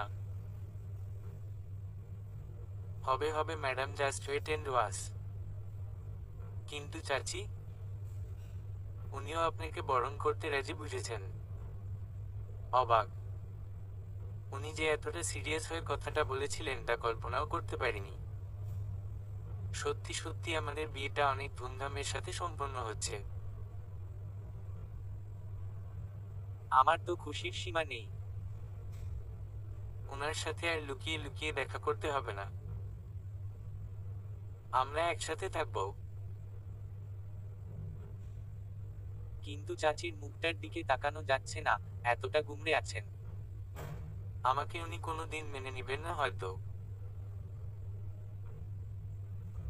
যাই হোক, রেহান যখন স্টেজে এন্ট্রি করলেন তখন সবাই অবাক, সাথে আমিও। ডেভিলটা তার বন্ধুদের নিয়ে নেচে আমাকে সারপ্রাইজ দিলেন। ডেভিলটা যে এত ভালো নাচতে পারেন তা আগে জানতাম, তা না হলে সবসময় ওনার নাচ দেখতে চাইতাম। हिरिए शिरा बन के मितु यारी डोली बारात भी साथ में तो लिया रे, अब तो ना होता है एक रोज इंतजार, सोनी आज नहीं तो कल है, तुझको बस मेरी औंधी है, तेनू लिखे में जबांगा दिल दिखनी जबंगा। নাচের এক পর্যায়ে ওনার বন্ধুরা এসে আমাকে পার্টিসিপেন্ট করতে বলে। আমি হলাম নাচের পাগল, সুযোগ বুঝে হেব্বি আনন্দ করছি। এমন সময় রেহান আমার কানের কাছে এসে আস্তে করে বলতে থাকেন, এত নেচো না, মানুষ ভাববে বিয়ের পাগল ছিলে। তারপর আমি থেমে গিয়ে দুজন দুজনের দিকে তাকিয়ে মুচকি হেসে দিলাম। খুব খুশি ছিলাম ওই দিন, স্বপ্ন যেন বাস্তব হয়ে গেল আমার। খুব খুশি ছিলাম ওই দিন, স্বপ্ন যেন বাস্তব হয়ে গেল আমার। বিয়ের কিছুদিন পর আমাদের সব আত্মীয়, রেহানের বন্ধু সবাইকে দাওয়াত দেওয়া হলো। চাচি জানেন যে আমি রান্না করতে পারি না, তাই ইচ্ছা করেই রান্নার ভারটা আমার উপর দিলেন। কি আর করার, বাধ্য হয়ে রান্নাঘরে ঢুকে আছি। আমি কিছুই পারি না, কি করব মাথায় আসছে না। কান্না পাচ্ছে অনেক, এতগুলো মানুষ আসবে, আমি কিভাবে কি করব। সাইমা খালা, কাজের লোক, অন্য সব কাজ করছে। চাচি উনাকে আমার কাজে কোনো সাহায্য করতে নিষেধ করেছেন, তাই উনিও নেই। আমি জানালার ধারে এসে দাঁড়িয়ে মুখে নখ কাটিয়ে ভাবছি কি করা যায়। এমন সময় রেহান এসে কানের কাছে বিস্তরে এক শব্দ করলেন, যেন আমি ভয় পেয়ে যাই। আমি আঁতকে উঠে পেছনে ফিরে উনাকে দেখে কেঁদেই ফেললাম। কি হয়েছে নিশা, কাঁদছিস কেন? আমি রান্না করতে পারি না। আহা, আহারে, প্লিজ হেল্প, তা না হলে চাচি অনেক বকা দিবে। আচ্ছা আচ্ছা ঠিক আছে, আমি সাহায্য করছি, প্লিজ কান্না অফ কর। আর আমি তো অনেকবার রান্না করেছি, সবাই অনেক প্রশংসাও করেছে। যদি একবার আমার হাতের রান্না খেয়ে নাও তাহলে সারা জীবন হাত চাটতে থাকবি, বুঝেছিস? সত্যি? হুম। তারপর দুজন মিলে কাজ শুরু করলাম। উনি গ্যাসের কাছে গিয়ে এদিক সেদিকে দেখছেন, মনে হচ্ছে উনি এটা পর্যবেক্ষণ করছেন। অনেকক্ষণ পর উনি বিরক্ত হয়ে রেগে আমাকে জিজ্ঞাসা করেই ফেললেন, ভোর এটা কিভাবে অন হয় জানিস তুই? মাথায় আকাশটা ভেঙে পড়ল। যিনি গ্যাস কিভাবে অন হয় এটা জানেন না, উনি আবার রান্নায় বেশ পারদর্শী। আমি অবাক হয়ে উনার দিকে তাকিয়ে আছি। আসলে নিশা না, মানে আই এম সরি, আমি পারি না। এখন কি হবে? রেস্টুরেন্ট থেকে খাবার নিয়ে আসলে কেমন হয়? চাচি যদি একবার জানতে পারে। জানতে পারবে না, তুই জাস্ট এখানেই থাকবি, কোথাও যাবি না, আমি আসছি। তারপর ম্যানেজ হয়ে গেল সব সমস্যা। রেহান রেস্টুরেন্ট থেকে খাবার এনে সবার মুখে আমার প্রশংসার মালা গেঁথে দিলেন। ভাগ্য ভালো কেউ কিছু বুঝতে পারেননি। কিন্তু রেহান আমাকে জানিয়ে দিলেন আমি যেন খুব তাড়াতাড়ি রান্নাটা শিখে নেই। কেটে গেল একটি মাস। রেহান ফাইনাল পরীক্ষা শেষ করে ওনাদের কোম্পানিতে যোগ দেন। আর রোজ অফিস থেকে আসার সময় আমার জন্য কিছু না কিছু নিয়ে আসেন, যেমন আইসক্রিম, চকলেট, ফুল, এগুলো। এদিকে চাচিও জানিয়ে দিলেন ওনার একজন সাহায্যকারী প্রয়োজন। ছেলে তো আর বউকে সারা জীবন পড়াশোনার জন্য করানোর জন্য বিয়ে করেনি। বউয়ের কিছু দায়িত্ব কর্তব্য থাকে। ইদানিং ভার্সিটি থেকে এসে এই কথাগুলো শুনতে হতো আমায়। বিষয়টা রেহানকে জানালে, আম্মুর কথায় কান দেওয়ার দরকার নেই, ঠিকভাবে পড়াশোনা চালিয়ে যা। বলাটা সহজ কিন্তু করাটা খুব কঠিন। আর সহ্য হচ্ছিল না, তাই নিজের স্বপ্নটাকে দাফন করলাম। ভার্সিটি যাওয়া বন্ধ করে দিলাম। ব্যালকনিতে দাঁড়িয়ে আছি, হঠাৎ দেখলাম নিচের ফ্ল্যাটের ভাবির এক আত্মীয় এসেছে। অনেক মালপত্র নিয়ে এসেছে দেখছি, অনেকদিন থাকবেন হয়তো। মেয়েটা দেখতে নায়িকাদের মতো আর ঢঙ্গেও বটে। যাই হোক, নিচ থেকে ভাবি আমাকে দেখে ডাক দিয়ে বললেন, নিসা কেমন আছো? ভালো, আপনি কেমন আছেন? সিমি কোথায়? স্কুলে। আজকে আমাদের বাড়িতে এসো, আমার বোন এসেছে। আচ্ছা। রাত 10টা বাজে, রেহান এখনো আসছেন না। ফোনটাও ধরছেন না। লজ্জায় চাচ্চুকে কিছু জিজ্ঞাসা করতে পারছি না। তাই আমি নিচে গিয়ে ওনার জন্য অপেক্ষা করছি। কিছুক্ষণ পর রেহানের গাড়িটা দেখে খুব রাগ হলো। রেহান গাড়ি পার্কিং করে হাতে একগুচ্ছ ফুল নিয়ে সামনে এসে দাঁড়িয়ে আছেন। আমি দাঁতে দাঁত চিবিয়ে ওনার দিকে চোখ পাকিয়ে তাকিয়ে আছি। কলগুলো তো রিসিভ করতে পারতো অন্তত। উনি পৈশাচিক হাসি দিয়ে বলতে শুরু করলেন, কাজের অনেক চাপ ছিল, সরি জান। আমি ওনার কাছে এসে ফুলগুলোর উপর টর্নেডো চালিয়ে রেগে বলতে লাগলাম। টেনশনে মাথাটা ফেটে যাচ্ছিল, আর এখানে ফুল নিয়ে আসছে সরি বলতে। চাই না আমার কিছু। ভালোবাসলে এমন করতেন না, চোখের পানি ফেলে। আর কিছু রাগ হলে তোমাকে হেব্বি লেগে যান। আমি কাঁদছি আর উনি হাসছেন। আমি বলেই যাচ্ছি। উনি আমাকে শান্ত করতে খুব জোরে জড়িয়ে ধরে আছেন, আর আমি উনাকে সরাতে চেষ্টা করছি কিন্তু পারছি না। কিছুক্ষণ পর কিছুটা শান্ত হলে উনি আমার মুখটা উপর করে চুলগুলো মুখ থেকে সরিয়ে বললেন, সরি, আর এমন হবে না। এমন আর কখনোই করবেন না প্লিজ, আমি অনেক কষ্ট পাই। হুম। তারপর উনি আমার ঠোঁটগুলোতে বেশ কয়েকটা চুমু খেলেন। হালকা মৃদু বাতাসে এমন অনুভূতি, নিজেকে ওনার মাঝেই খুঁজে পাচ্ছি। এমন সময় কোথা থেকে যেন একটা হাসির আওয়াজ ভেসে আসছে। আমি আর রেহান আঁতকে উঠে তাকিয়ে দেখি নিচের ফ্ল্যাটের সেই ভাবির বোন বারান্দা থেকে আমাদের দেখে হাসছে, হাতে একটা আইসক্রিমের বাটি। আজব, এত বড় একটা মেয়ে এমন আচরণ। রুম থেকে ওকে কেউ ডাকলো, টুসি খেতে আয়। আসছি আপু। তারপর মিটমিটিয়ে হেসে দৌড়ে চলে গেল। আমি আর রেহান দুজন দুজনের দিকে তাকিয়ে ভেবাচেকা খেয়ে আছি। সকালে ছাদে কাপড় শুকাতে দিতে গিয়ে দেখি টুসি আপু ছাদে দাঁড়িয়ে প্রকৃতির সৌন্দর্য উপভোগ করছেন। আমি ওনাকে না দেখার ভান করে চলে আসছিলাম, কিন্তু তার ডাকে আবার দাঁড়িয়ে যাই। এই দাঁড়াও। জি বলেন। আচ্ছা, কালকে যে ছেলেটার সাথে কথা বলছিলে উনি কি তোমার বফ? হ্যাঁ, বিরক্তি ভাব নিয়ে। তারপর বাসায় চলে আসি। তার কি রেহান আমার কি হয় তা জানার? আজব মানুষ সব। রাতে সাব্বির ভাইয়ার এনগেজমেন্টে আমাকে আর রেহানকে বিশেষভাবে ইনভাইট করা হয়। আমি একদম যেতে চাচ্ছিলাম না, কিন্তু রেহান জোর করে নিয়ে গেল। আমি নীল একটা শাড়ির সাথে হাতে লাল চুড়ি পরেছি, আর ডেভিডটা নীল পাঞ্জাবি, আর চুলগুলো জেল দিয়ে সেট করা। খুব সুন্দর লাগছে ওনাকে। যতবার দেখছি ততবার নতুন করে ফিদা হচ্ছি। যে কোনো মেয়েই হবে, আল্লাহ নিজ হাতে ওনাকে বানিয়েছেন। আমি মুগ্ধ হয়ে উনার দিকে তাকিয়ে আছি। উনি তা বুঝতে পেরে এক তুড়িতে আমাকে কল্পনার জগৎ থেকে ফিরিয়ে এনে বলতে লাগলেন, এমন করে কি দেখছো যান, আপনাকে কতটা বাজে লাগছে তাই দেখছি যান। হোয়াট? হুমম। ওকে তাহলে পাল্টে আসি।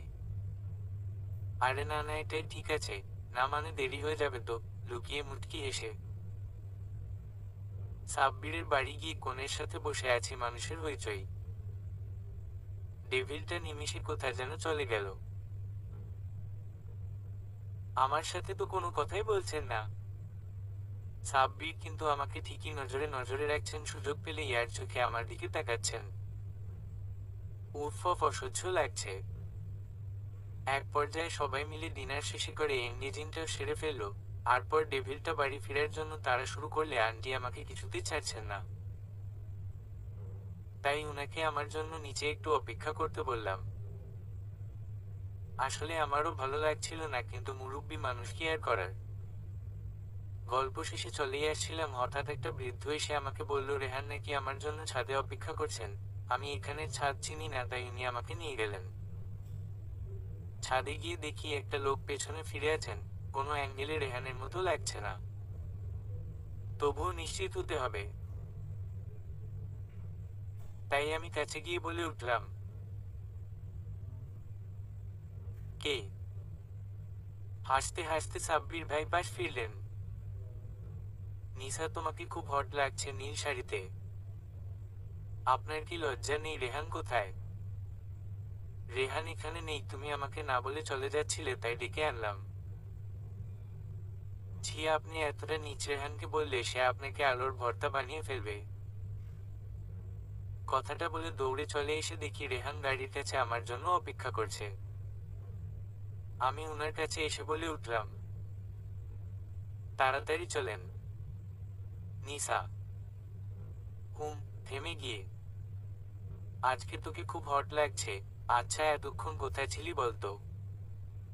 আপনারা এগুলো ছাড়া আর কিছু বলতে পারেন না? মানে? জাহান্নামের চৌরাস্তায় ছিলাম। রেহান কিছুই বুঝতে পারছেন না। আমি বা কি করবো, রাগটা কন্ট্রোল করতে পারিনি। শয়তান সাব্বিরটার জন্য এমন হয়েছে। গাড়িতে সারা পথ ওনার দিকে তাকিয়ে আছি, কিন্তু উনি একবারও দেখেননি। গম্ভীর হয়ে বসে আছেন, রেগে আছেন হয়তো। খুব রাত হয়ে গিয়েছিল, রাস্তায় দু একটা দোকান খোলা, হঠাৎ নজরে পড়ল ফুচকা দোকান। আমি রেহানের হাত ধরে চেঁচিয়ে বলতে থাকলাম, প্লিজ প্লিজ প্লিজ চলেন, খাবো। কি? ফুচকা? ইয়াক নেভার এভার। আমি কিন্তু কান্না করব, প্লিজ রফিক ভাই। ড্রাইভার, একটু থামান। এই না, তুমি চল। এত রাতে ফুচকা খাবে, মাথা খারাপ। আহা হা হা, কান্নার ভাবন করছি। শেষমেশ রেহান বাধ্য হয়ে বিরক্ত লুক নিয়ে মাঝরাতে আমার সাথে ফুচকা দোকানে। ওনার সামনে ফুচকার প্লেট নিয়ে যাচ্ছে না। ঢং। আমি খাচ্ছি আর উনি আমার দিকে তাকিয়ে আছেন। আমি রীতিমতো 3 প্লেট শেষ করে ফেলেছি। আরেকটা নিব এমন সময় উনি আমাকে থামিয়ে দিয়ে বললেন, আর খেও না, শরীর খারাপ করবে। আর 1 প্লেট প্লিজ। না, আর 1 প্লেটও না। প্লিজ। আমার কাছে টাকা নেই। বিশ্বাস করি না। ধাত। এই বলে রেহান দোকানদারকে 500 টাকা দিলেন। সে বলল, খুচরা দেন স্যার। পুরোটা রেখে দাও। তারপর আমার হাত ধরে সেখান থেকে নিয়ে এলো। হঠাৎ আমার প্রচন্ড পেট ব্যথা আর বমি পেলে ড্রাইভার গাড়ি থামিয়ে দেন। অনেক ঝাল ছিল ফুচকাগুলো, আর একটু বেশি খেয়ে ফেলেছিলাম, তাই এমনটা হয়েছে। কিন্তু রেহানের কোনো পড়ুয়া নেই। উনি গাড়ির সাথে এলিয়ে দিব্যি সিগারেট খেয়ে যাচ্ছেন, আর আমি রাস্তার এক কোণায় পড়ে আছি। কিছুক্ষণ পর উনার কাছে গিয়ে উনার হাত থেকে সিগারেটটা ফেলে বলালাম, সিগারেট স্বাস্থ্যের জন্য ভালো না। তোর ন্যাকামি কি শেষ হয়েছে? রেগে বাচ্চা হলে তো বমি করব, তখনও কি আপনি এটাকে ন্যাকামি বলবেন? উনি এক মায়াবী দৃষ্টিতে আমার দিকে তাকিয়েছিলেন কিন্তু কিছু বলেননি। শরীরটা বড্ড খারাপ লাগছে তাই গাড়িতেই ঘুমিয়ে গেছি। কিন্তু জেগে নিজেকে ওনার কাঁধে আবিষ্কার করলাম। বাসায় এসে দুজনেই চুপচাপ। একবার তাকাচ্ছি তো আরেকবার চোখ ফিরিয়ে নিচ্ছি। আমি ফ্রেশ হয়ে ওয়াশরুম থেকে বেরিয়ে দেখি রেহান নীল ট্রাউজার আর সাদা হাতা কাটা গেঞ্জি পরে একমনে ল্যাপটপে কাজ করছে। আমি আর কিছু না বলে বিছানায় যেই না খাটা এলিয়ে এক পাশ হয়ে শুয়ে আছি অমনি রেহান বলছেন, আপনারা এগুলো ছাড়া আর কিছু বলতে পারেন না? কথাটার মানে কি? তোকে কি অন্য কেউ হট বলেছিল নাকি? তাৎক্ষণিক আমার সাব্বির ভাইয়ের আজকের নোংরামির কথা মনে পড়ে গেল। আমতা আমতা করে বললাম, আপনি যা ভাবছেন তা না। মুখ থেকে বেরিয়ে গেছে হয়তো, আমি এত কিছু ভেবে বলিনি। হুমম। পরের দিন চাচি চাচ্ছু রেহানের নানুর বাড়ি চলে যায়, ওনারা নাকি আজকের রাতটা ওইখানে থাকবেন। বাসায় আমি আর রেহান একা। বিকেলে হাতে একটা প্যাকেট নিয়ে রেহান বাড়ি ফিরে। আমি তো অনেক খুশি। আমি প্যাকেটটা খুলতে যাব অমনি রেহান আমাকে বাধা দিয়ে বলে রাতে খুলতে। সাথে সাথে মনটা খারাপ হয়ে গেল। আমি রেগে বললাম, কেন এখন খুললে কি হবে? না, এটা রাতেই খুলবা, ওকে যান। রাত যতই হচ্ছে আমার কৌতূহল ততই বাড়ছে। কি আছে এর মধ্যে? রাত 9টা, রেহান আমাকে তাড়াতাড়ি রেডি হতে বললেন। কিছুই বুঝছি না, কোথায় যাব, কেন যাব। যাই হোক, ওনার কথা মতো সুন্দর করে শাড়ি পরে রেডি হয়ে গেলাম। প্রায় 1.5 ঘন্টা পর গিয়ে পৌঁছালাম বিশাল একটা ফার্ম হাউসে। সেখানে ঢুকতেই অনেকগুলো গোলাপের পাপড়ি আমার উপরে এসে পড়ে, সারাটা রুম গোলাপ, বেলুন, কেক আর ক্যান্ডেলস দিয়ে সাজানো। আমি একদম অবাক। কি সুন্দর সারপ্রাইজ ছিল। আমি তো খুশিতে আত্মহারা হয়ে বিছানায় গিয়ে লাফাতে শুরু করলাম। এদিকে রেহান মুচকি হেসে বলতে লাগলেন, ভালো লেগেছে? হুম, অনেক অনেক অনেক। I love you, I love you, I love you so much. আচ্ছা, আজকে কি আমরা এখানে থাকবো? হুম। ওয়াও। তারপর উনি আমার হাতে সেই প্যাকেটটা দিলেন, যেটা দেখার জন্য আমি অধীর আগ্রহে অপেক্ষায় আছি। ওনার হাত থেকে চট করে প্যাকেটটা নিয়ে খুব এক্সাইটেড হয়ে খুলে হতভম্ব হয়ে গেলাম। চোখগুলো ছানাবড়া হয়ে গেছে আমার। চিমটি কেটে কালো পোশাকটা উপরের দিকে উঠিয়ে বললাম, কি এটা? খরচা একটা ডেভিল মার্কা হাসি দিয়ে বলল, নাইটি। পছন্দ হয়েছে? তাড়াতাড়ি পরে এসো। ছি ছি ছি, নাউবিলা। কি? রেগে? আমি পারবো না। মুড নষ্ট করো না বেবি, প্লিজ পরে এসো ওকে। আমি এত ছোট ড্রেস পরতে পারবো না বাবু। আর আপনি এত নোংরা, ছি। মানে কি? দেখ নিসা, ড্রামা করবি না প্লিজ প্লিজ। অসম্ভব, দুনিয়া উল্টো হয়ে যাবে, কিন্তু এই নিসা এমন বাজে ড্রেস পরবে না, কখনোই না। কিন্তু কেন? নিসা চিৎকার করে। রাগে অভিমানে দুজন দুদিকে তাকিয়ে আছি, আর আমাদের মাঝখানে পড়ে আছে আমার জানের পছন্দ নাইটিটা। আর চোখে তাকিয়ে রেহানের দিকে চেয়ে দেখি উনি রেগে গম্ভীর হয়ে বসে আছেন। হঠাৎ বলতে শুরু করলেন, আমাকে তুই একদম ভালোবাসিস না? আমি বোকার মতো? আচ্ছা, যা হবার হয়ে গেছে, এখানে থেকে আর কি হবে, চল যাওয়া যাক। আমি আপনাকে ভালোবাসি, কিন্তু আমি এটা পরবো না, সরি। হুম, তা তো বুঝতেই পারছি কতটা ভালোবাসিস। বাসায় চলেন, আমি ঘুমাবো। সারা পথ রেহান খুব মন খারাপ করেছিল, তা দেখে আমিও কষ্ট পাচ্ছিলাম। কিছুক্ষণ পর পর চোখ মুছছিলেন, হয়তো কান্না করছিলেন। ব্যাপারটা নিয়ে খুব আশাবাদী ছিলেন বুঝতে পারছি, কিন্তু আমি বা কি করব। কিছুদিন যাবৎ রেহান আমার কাছ থেকে দূরত্ব বজায় রাখছেন, ঠিকমতো ফোন ধরেন না, আমাকে দেখলে অভিমান করে থাকেন। খুব খারাপ অবস্থা হয়ে গিয়েছিল আমার। পরে একদিন রাতে রেহান ল্যাপটপে কাজ করছিলেন। আমি উনাকে সারপ্রাইজ দেব বলে নাইটিটা পরেই ফেললাম, তার সাথে কালো হিল। লজ্জায় আয়নায় তাকাতে পারছি না। বেশ কিছুক্ষণ কেটে গেছে, প্রচুর লজ্জা করছে। কিভাবে কি? তবুও উনার মন রক্ষার্থে মনে সাহস জগিয়ে কাপড়টা নিচের দিকে টানতে টানতে বাহিরে বেরিয়ে এলাম। উনি আমার দিকে এক নজর তাকিয়ে চোখ ফিরিয়ে বলতে লাগলেন, টেনে লাভ নেই, ওটা আর নিচে নামবে না। খুব রাগ হচ্ছিল, এমনিতেই আমি লজ্জায় ওনার দিকে তাকাতে পারছি না। উনি আবার বলে টেনে লাভ নেই, যত সব। ডেভির রাব্বির খরচ একটা। তারপর ওনার দিকে তাকিয়ে একটা ভেঙচি কেটে অন্যদিকে তাকিয়ে রইলাম। উনি কিছুর পড়ুয়া না করে ল্যাপটপটা রেখে লাইট অফ করে ঘুমিয়ে পড়লেন। আমি খাম্বার মতো দাঁড়িয়ে আছি, রাস্তার আলো জানালা ভেদ করে আমার উপর পড়ছে। উফ অফ, কেমন বেয়াদব একটা ছেলে। জেদ করে এত রাতেই সাউন্ড বক্সে হাই ভলিউমে চালু করে দিলাম। ও যারা যারা touch me touch me touch me, ও যারা যারা কিসমি কিসমি কিসমি।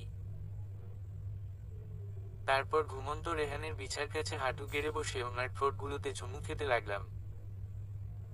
তারপর উনি শোয়া থেকে উঠে বসে গানটা অফ করে আমার দিকে রাগান্বিত ভাব নিয়ে তাকিয়ে থাকেন। আমি ভয় পেয়ে যাই, কিন্তু উনি আমাকে অবাক করে দিয়ে একটা পৈশাচিক হাসি দিয়ে আমাকে একটানে ওনার বুকের সাথে মিশিয়ে নেন। তারপর দুজন মিলতে যাই দুজনাতে। কিছুদিনের মধ্যে আমি আরব টুসি আপুর খুব ক্লোজ হয়ে যাই। কেন জানি না, ওনাকে আমি যতই ইগনোর করি না কেন টুসি আপু এসে সব উড়িয়ে দেয়, আমার সাথে কোনো অভিমান করতে চান না। বেশ অদ্ভুত একটা মেয়ে, সারাদিন আমার কাছেই পড়ে থাকে, সব সময় রেহানের সম্পর্কে জানতে চাইবে। আমিও বোন হিসেবে বলে দিই। রীতিমতো আমি ওনার সম্পর্কে বেশ ভালো ধারণা পেয়ে গেছি। অনার্সের স্টুডেন্ট, লাইফে অনেক প্রপোজ পেয়েছেন কিন্তু অ্যাকসেপ্ট করেননি। এখানে এসে নাকি এক ছেলেকে ভীষণ ভালো লেগে যায় ওনার। আমি কত জানতে চাইলাম ছেলেটিকে, কিন্তু টুসি আপু কিছুই বললেন না। সময় হলেই নাকি জানতে পারবো। ঢং। কিছুদিন পরে টুসি আপুর কথায় আমি রেহান আরশে ঘুরতে যাই। রেহান যেতে চাচ্ছিলেন না। অসিফ থেকে এসে নাকি ভীষণ টায়ার্ড লাগছে। পরে আমার জোড়াজুড়িতে রাজি হন। কালো জিন্সের সাথে সাদা শার্ট, কালো টাই আর কালো চশমায় ওনাকে একদম বডিগার্ড লাগছিল। Handsome bodyguard. ওনার সাথে ম্যাচিং করে আমিও সাদা কালো মিলিয়ে একটা শাড়ি পরে নেই। পার্কে আমি রেহান আর টুসি আপু অনেক মজা করছি। আমি ফুলের কাছে গিয়ে সেলফি তুলছি। এদিকে টুসি আপু আর রেহান কিছুটা দূরে দাঁড়িয়ে কথা বলছেন। আপনাদের লাভ ম্যারেজ? হুম। তাকে কাকে আগে প্রপোজ করেছে? নিশ্চয় নিশা, তাই না? না, আমি করেছি। ও আচ্ছা, চলেন একটু ওদিক থেকে ঘুরে আসি। না, নিশা ওখানে একা। তারপর রেহান এসে আমাকে বাড়ি ফিরতে বললেন। আমি ফুল কিনছি বলে একটু দেরি হয়ে গেল, এদিকে উনি গিয়ে গাড়িতে বসে আমার জন্য ওয়েট করছেন। আমি যাওয়ার আগে টুসি আপু উনার সাথে সামনের সিটে বসে পড়লেন। আমি ফুলগুলো হাতে নিয়ে গাড়ির পাশে এসে দাঁড়িয়ে রেহানের ধমক শুনছি, কথা শুনছি। এখানে নিশা বসবে, তুমি পেছনে বসো। নিশা তো সব সময় বসে, আজকে আমি বসবো। ঠিক আছে নিশা। কি ঠিক আছে, তুমি পেছনে যাও। আমি আর কথা না বাড়িয়ে বললাম, আচ্ছা ঠিক আছে টুসি আপু, তুমিই বসো, আমি পেছনে যাচ্ছি। রেহান গম্ভীর হয়ে আছেন, মিরর দিয়ে বারবার আমার দিকে তাকাচ্ছেন। আমিও উনাকে একটা ভেঙচি কেটে দিলাম। পরের দিন সন্ধ্যাবেলায় রেহান ছাদে গেলে টুসি আপু উনার পছন্দের নীল রঙের চুড়ি পরে একটা লাল টুকটুকে গোলাপ নিয়ে উনার সাথে দেখা করতে যান। তারপর গোলাপটা আড়াল করে বলতে থাকে, রেহান কি করছেন? কিছু না, তুমি? আমিও। আচ্ছা, আজকে আমাকে দেখতে কেমন লাগছে? সুন্দর। শুধু সুন্দর না, মেকআপ সুন্দরী। হাত। আচ্ছা, ফুলটা সুন্দর না, গোলাপটা দেখিয়ে। হুমম নিসার মতো? মোটেই না। সত্যিই বলতে ফুলটা থেকেও আমার কাছে আপনাকে বেশি সুন্দর লাগে। ও তাই নাকি? ওকে, রাত হয়ে আসছে, আমি তাহলে যাই, বাই। রেহান দাঁড়ান, হাত ধরে পথ আটকিয়ে। কিছু বলবা? আমি কিন্তু ঘুরিয়ে পেঁচিয়ে কথা বলতে পারি না। হুম তো। I love you. কি? I love you Rehan. হা হা হা, নাই জোক। আমি serious, I love you, please accept me. মাথা খারাপ হয়ে গেছে নাকি কি বলে? Please accept, please, you are my first crush. এই মেয়ে, হাত ছাড়ো, কি বলছো তুমি এগুলো? একটা থাপ্পড় খেলে ভালোবাসার সব ভূত দৌড়ে পালাবে, ফাজিল। বাসায় এসে খুব রাগী মোড নিয়ে টিভি দেখতে লাগলেন। টুসি যেন আমাদের বাড়ি আর না আসে। কেন, কি হয়েছে? কাজ করতে করতে আসবে না বলেছি, ব্যাস। অবাক হয়েছিলাম ওনার এই কথায়। টুসি আপু আবার কি করলো? আর ওই দিন রাতে নাকি টুসি আপু অনেক কান্না করেছিলেন। ঘরের অনেক জিনিসপত্র ভেঙেছেন। ঘটনার পর থেকে রেহান টুসি আপুকে একদম সহ্য করতে পারতেন না। বাড়িতে দেখলেই আমাকে কথা শোনাতেন।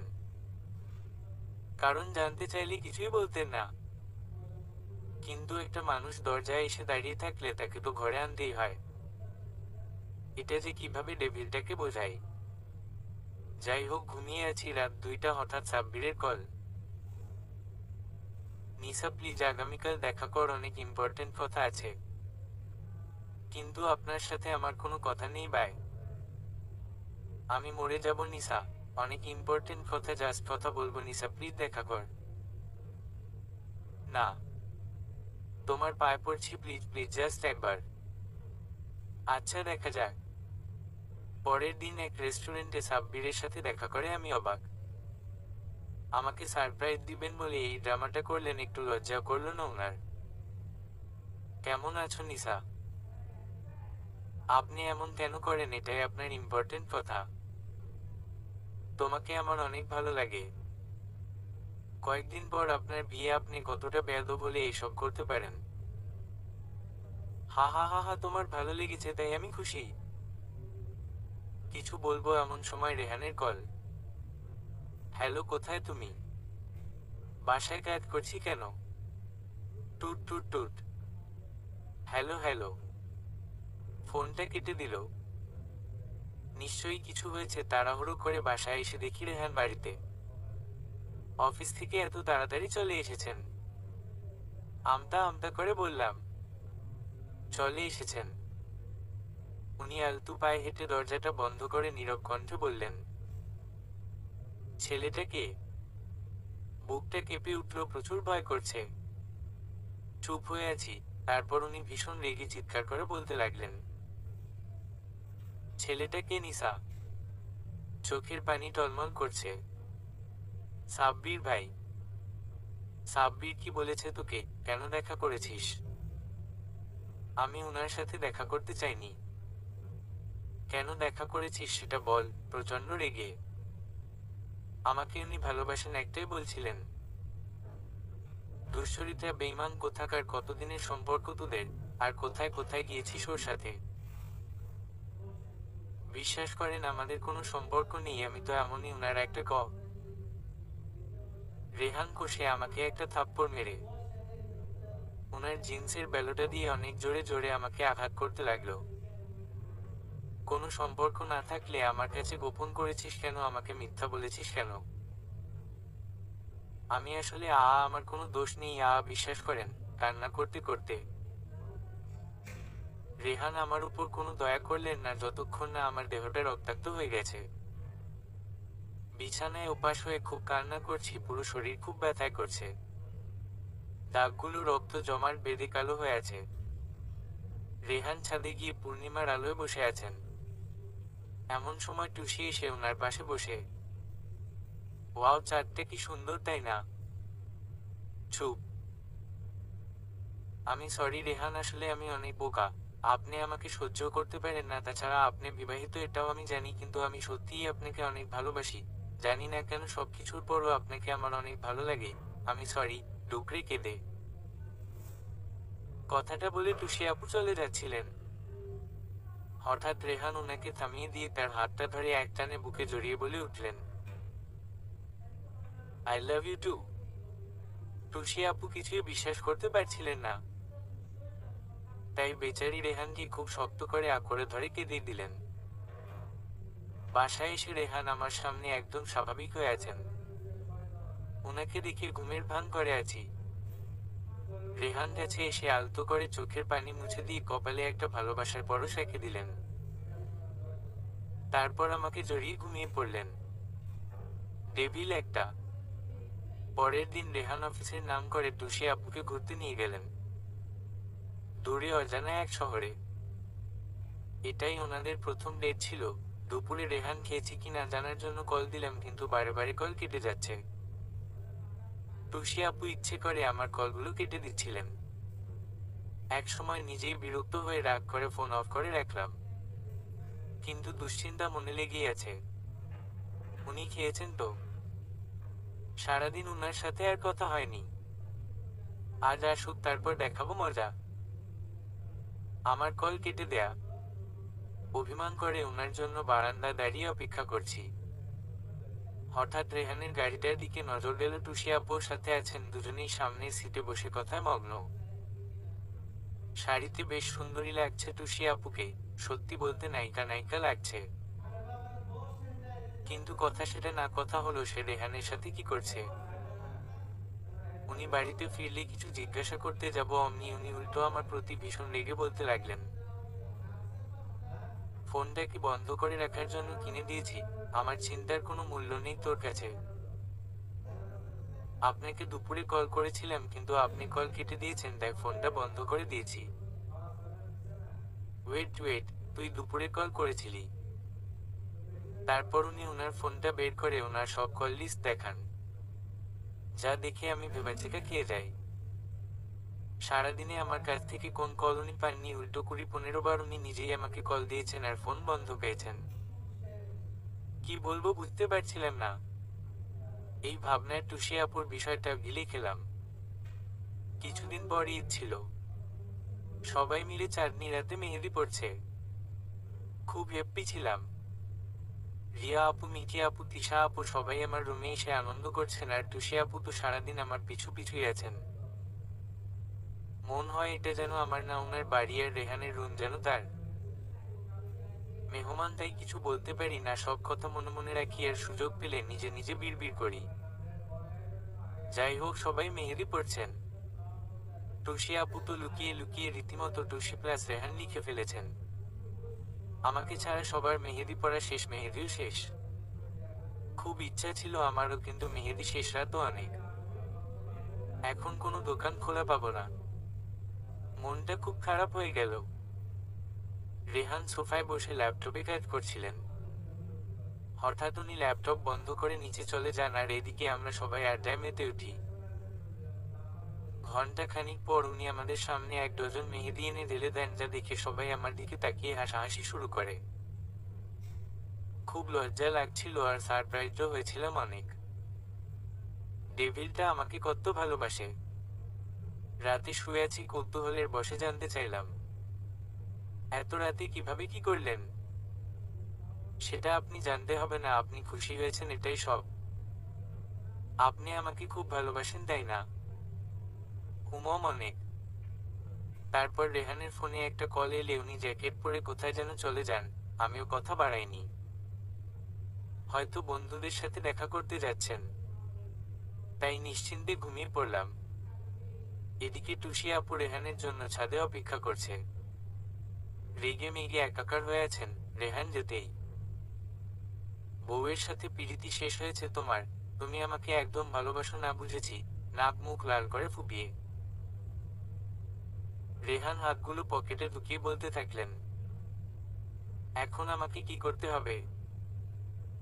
কিচ্ছু না, চলে যাও, তুমি আমার সাথে কখনো কন্ট্যাক্ট করবা না। ডুকরে কেঁদে উঠে,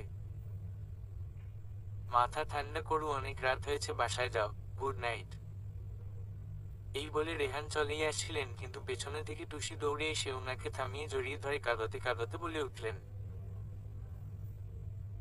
আমি সত্যি তোমাকে ভালোবাসি রেহান, অনেক বেশি। রেহান পিছ মুড়ে, আমিও পাগলি। হ্যাঁ তোমার পাগলি। আচ্ছা দেখ, আমি মেহেদি দিয়ে তোমার আর আমার নাম লিখেছি, কেমন লাগছে? হাতগুলো সামনে বাড়িয়ে দিয়ে রেহান টুসি আপুর হাতগুলোতে আলতো করে চুমু খেয়ে নিলেন। তারপর আস্তে আস্তে তার আরো কাছে ঘেঁষতে চাইলে টুসি আপু তার চোখগুলো বন্ধ করে নেয়, আর অমনি রেহান মুচকি হেসে টুসি আপুর মুখে ফু দিয়ে তার সামনের চুলগুলো এলোমেলো করে দিয়ে বাসায় ফিরতে ফিরতে বলতে থাকেন, গুড নাইট ডল। টুসি আপু চোখ খুলে বোকার মতো দাঁড়িয়ে থেকে হাসতে লাগলেন। রেহানের এমন আচরণই তাকে আরো ওনার প্রতি আকৃষ্ট করে। ঈদের পরের দিন আমাদের বাড়িতে অনেক মেহমান আসে। ছোট বড় ভাই ভাবি সবাই এসেছেন। রেহান গেস্টদের নিয়ে ভীষণ ব্যস্ত। ভাবিরা এসে রেহানকে নিয়ে আমার সাথে বিভিন্ন দুষ্টুমি করছেন, আমিও হেসে সব উত্তর দিচ্ছি।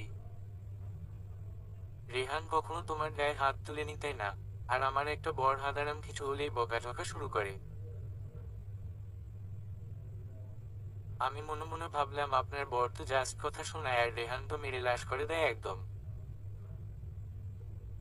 সত্যি, যে যার সাথে থাকে সেই বুঝে কত ধানে কত চাল।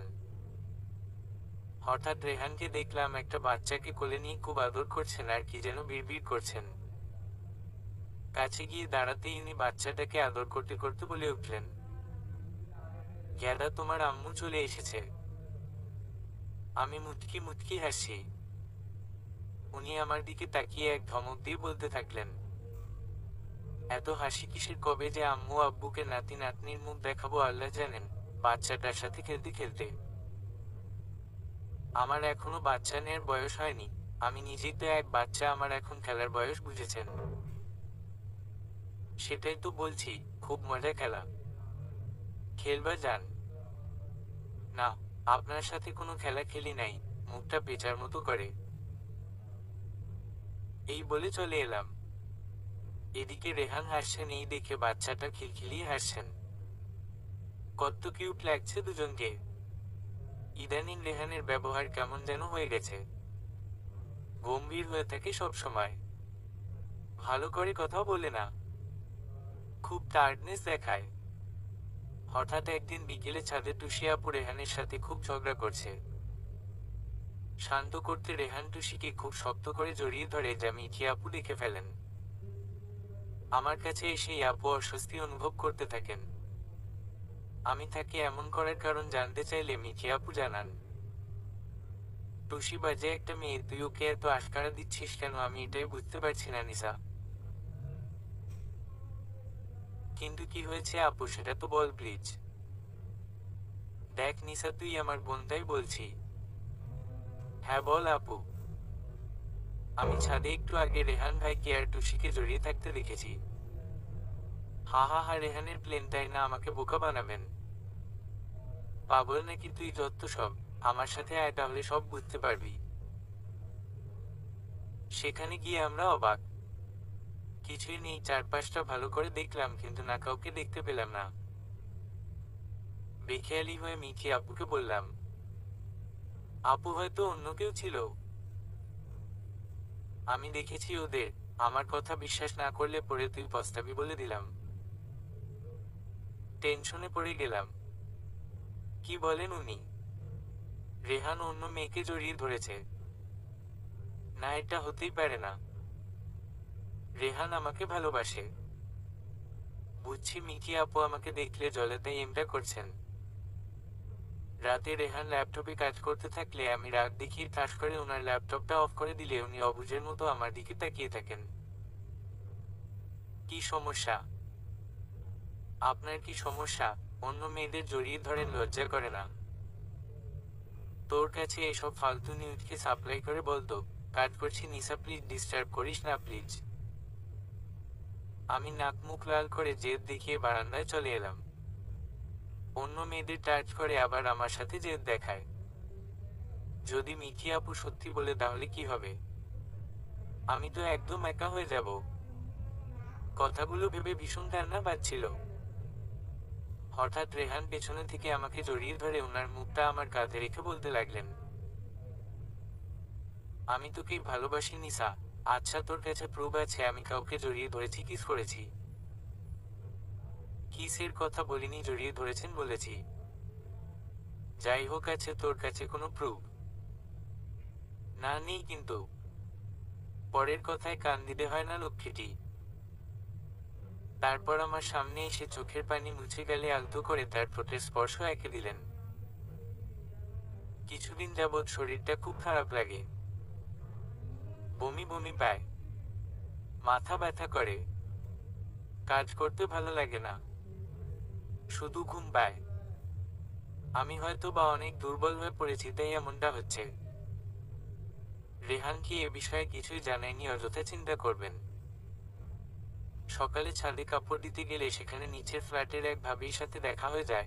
অনেক কথা হচ্ছে, তার মধ্যে উনি হুট করে বলতে লাগলেন, টুসিরা কি তোমাদের আত্মীয় হন? আমি কিছুক্ষণ ওনার দিকে সন্দেহের দৃষ্টিতে তাকিয়ে আসতে পারে উত্তর দিলাম, না। যাক ভালো, আমি তো ভাবছি রেহানের এত কি টুসিদের বাসায় টুসির সাথে হাসাহাসি। টুসির আপু দেখি বেশ জামাই আদর করে। এতে আমার কি কারো সংসারে আগুন দেওয়ার কোনো ইচ্ছাই আমার নেই। আমাদের বাড়িতে এসো। নিস্তব্ধ। এই নিসা, আসি, তুমি এসো। হুমম, আচ্ছা যাব।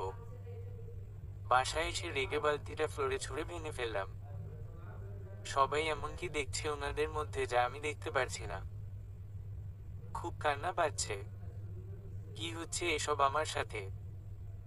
শরীরটাও ভালো লাগছে না, ভ্যাসিনে একগাদা বমি করে আসলাম মাত্র। ডাক্তারের কাছে এবার যেতেই হবে, তাই রুমে এসে রেহানকে কল দিলাম। হ্যালো, আপনি কি বিজি? হ্যাঁ, একটু বিজি। কেন, কিছু লাগবে?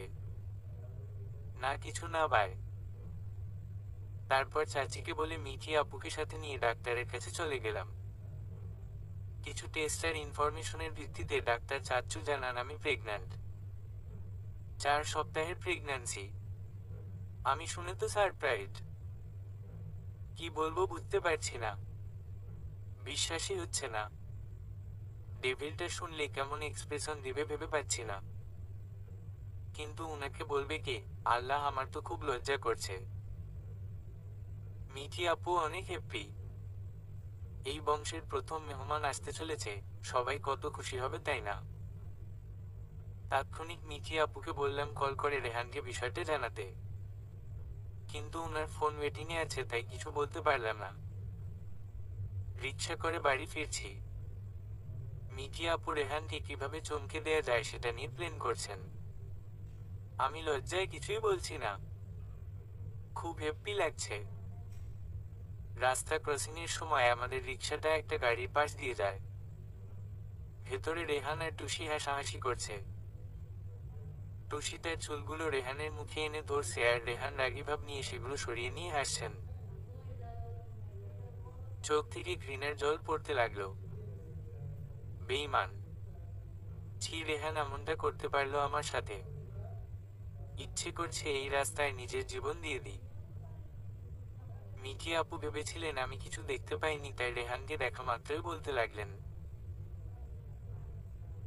মামা থামান থামান, দেখলি তো নিসা, এবার বিশ্বাস হলো তো আমাকে।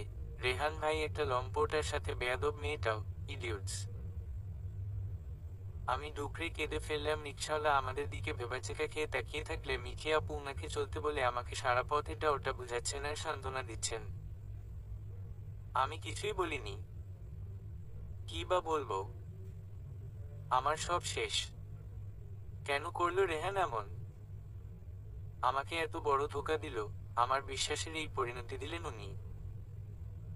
নিশা, শান্ত হও বোন। সত্যি আমি তোকে হার্ট করতে চাইনি। আমি সরি আপু, তুমিই ঠিক ছিলে। আমি মরে যাব, আমার মতো গাদার বেঁচে থাকার কোনো অধিকার নেই। উনি কেন আমার সাথে এমন করলেন বলতে পারো আপু? আমি উনাকে খুব ভালোবাসি, নিজের থেকে বেশি বিশ্বাস করতাম উনাকে। কাঁদতে কাঁদতে। আমি জানি তুই ভাইকে অনেক ভালোবাসি, কিন্তু ছেলেরা এমনই হয়।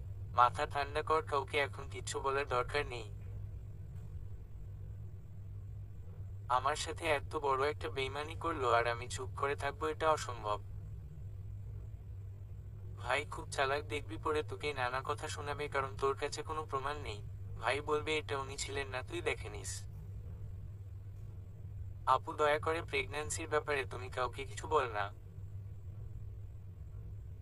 আচ্ছা ঠিক আছে, বলবো না। আমি আর কথা বাড়াইনি।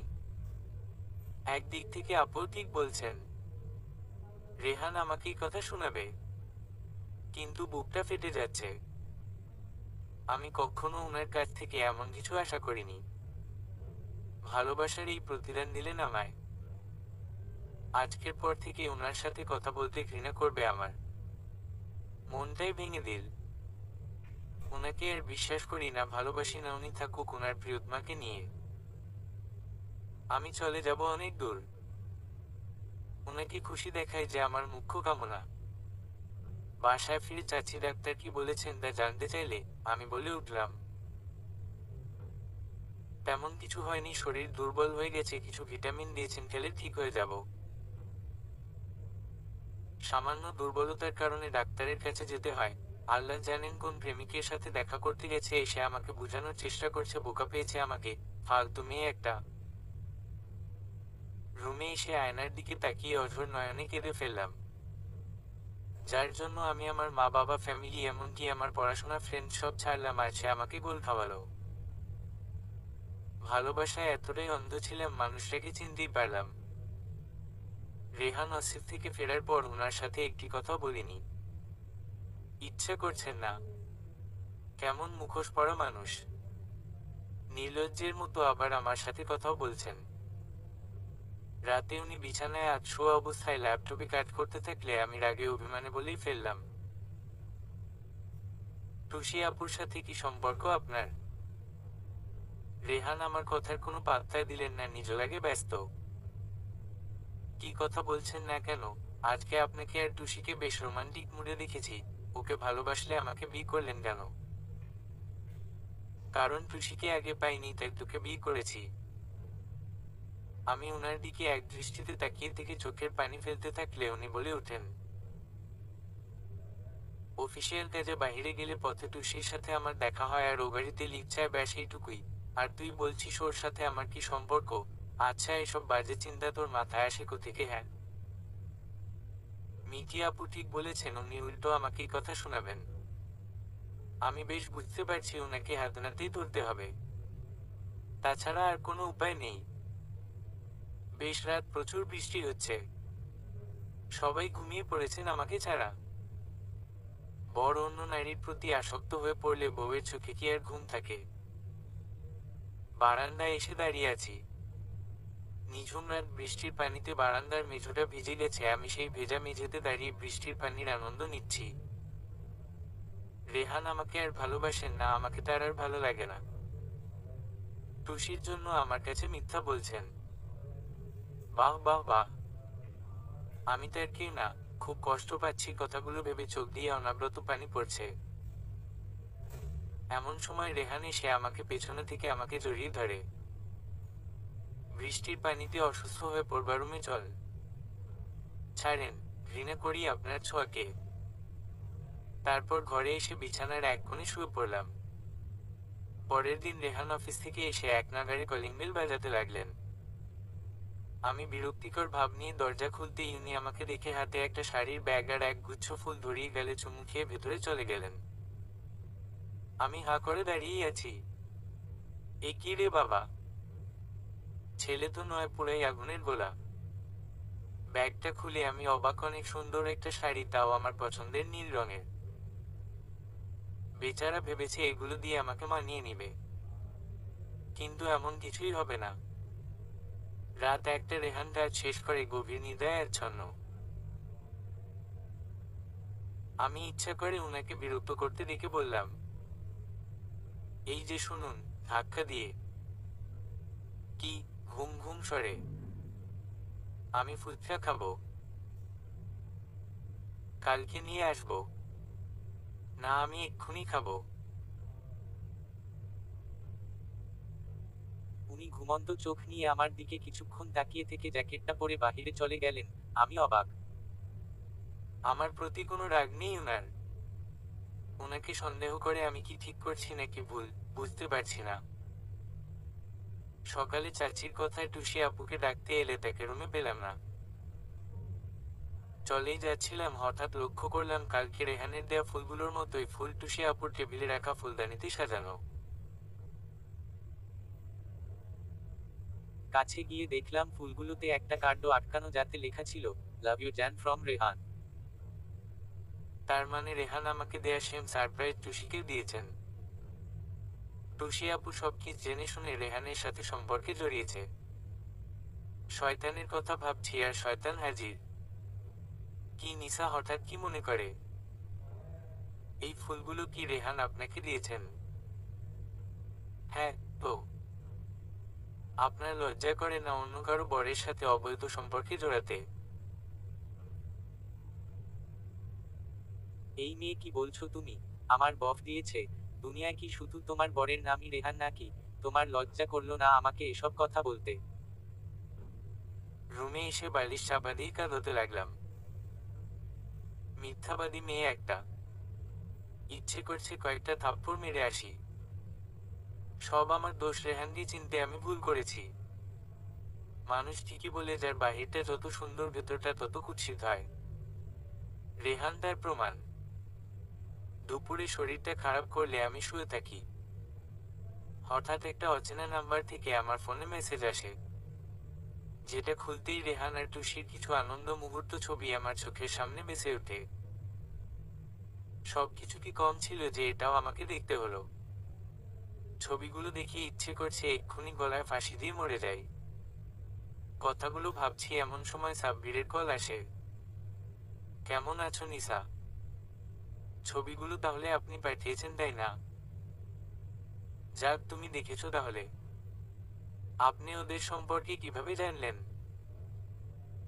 হা হা হা, টুসি তো প্রায় রেহানের সাথে দেখা করতে অফিসে আসে। তাছাড়া দুজন যেভাবে কাঁঠালের আঠার মতো লেগে থাকে। মেজাজটা খারাপ হয়ে গেল। কলটা কেটে ডাইরেক্ট রেহানকে কল দিলাম।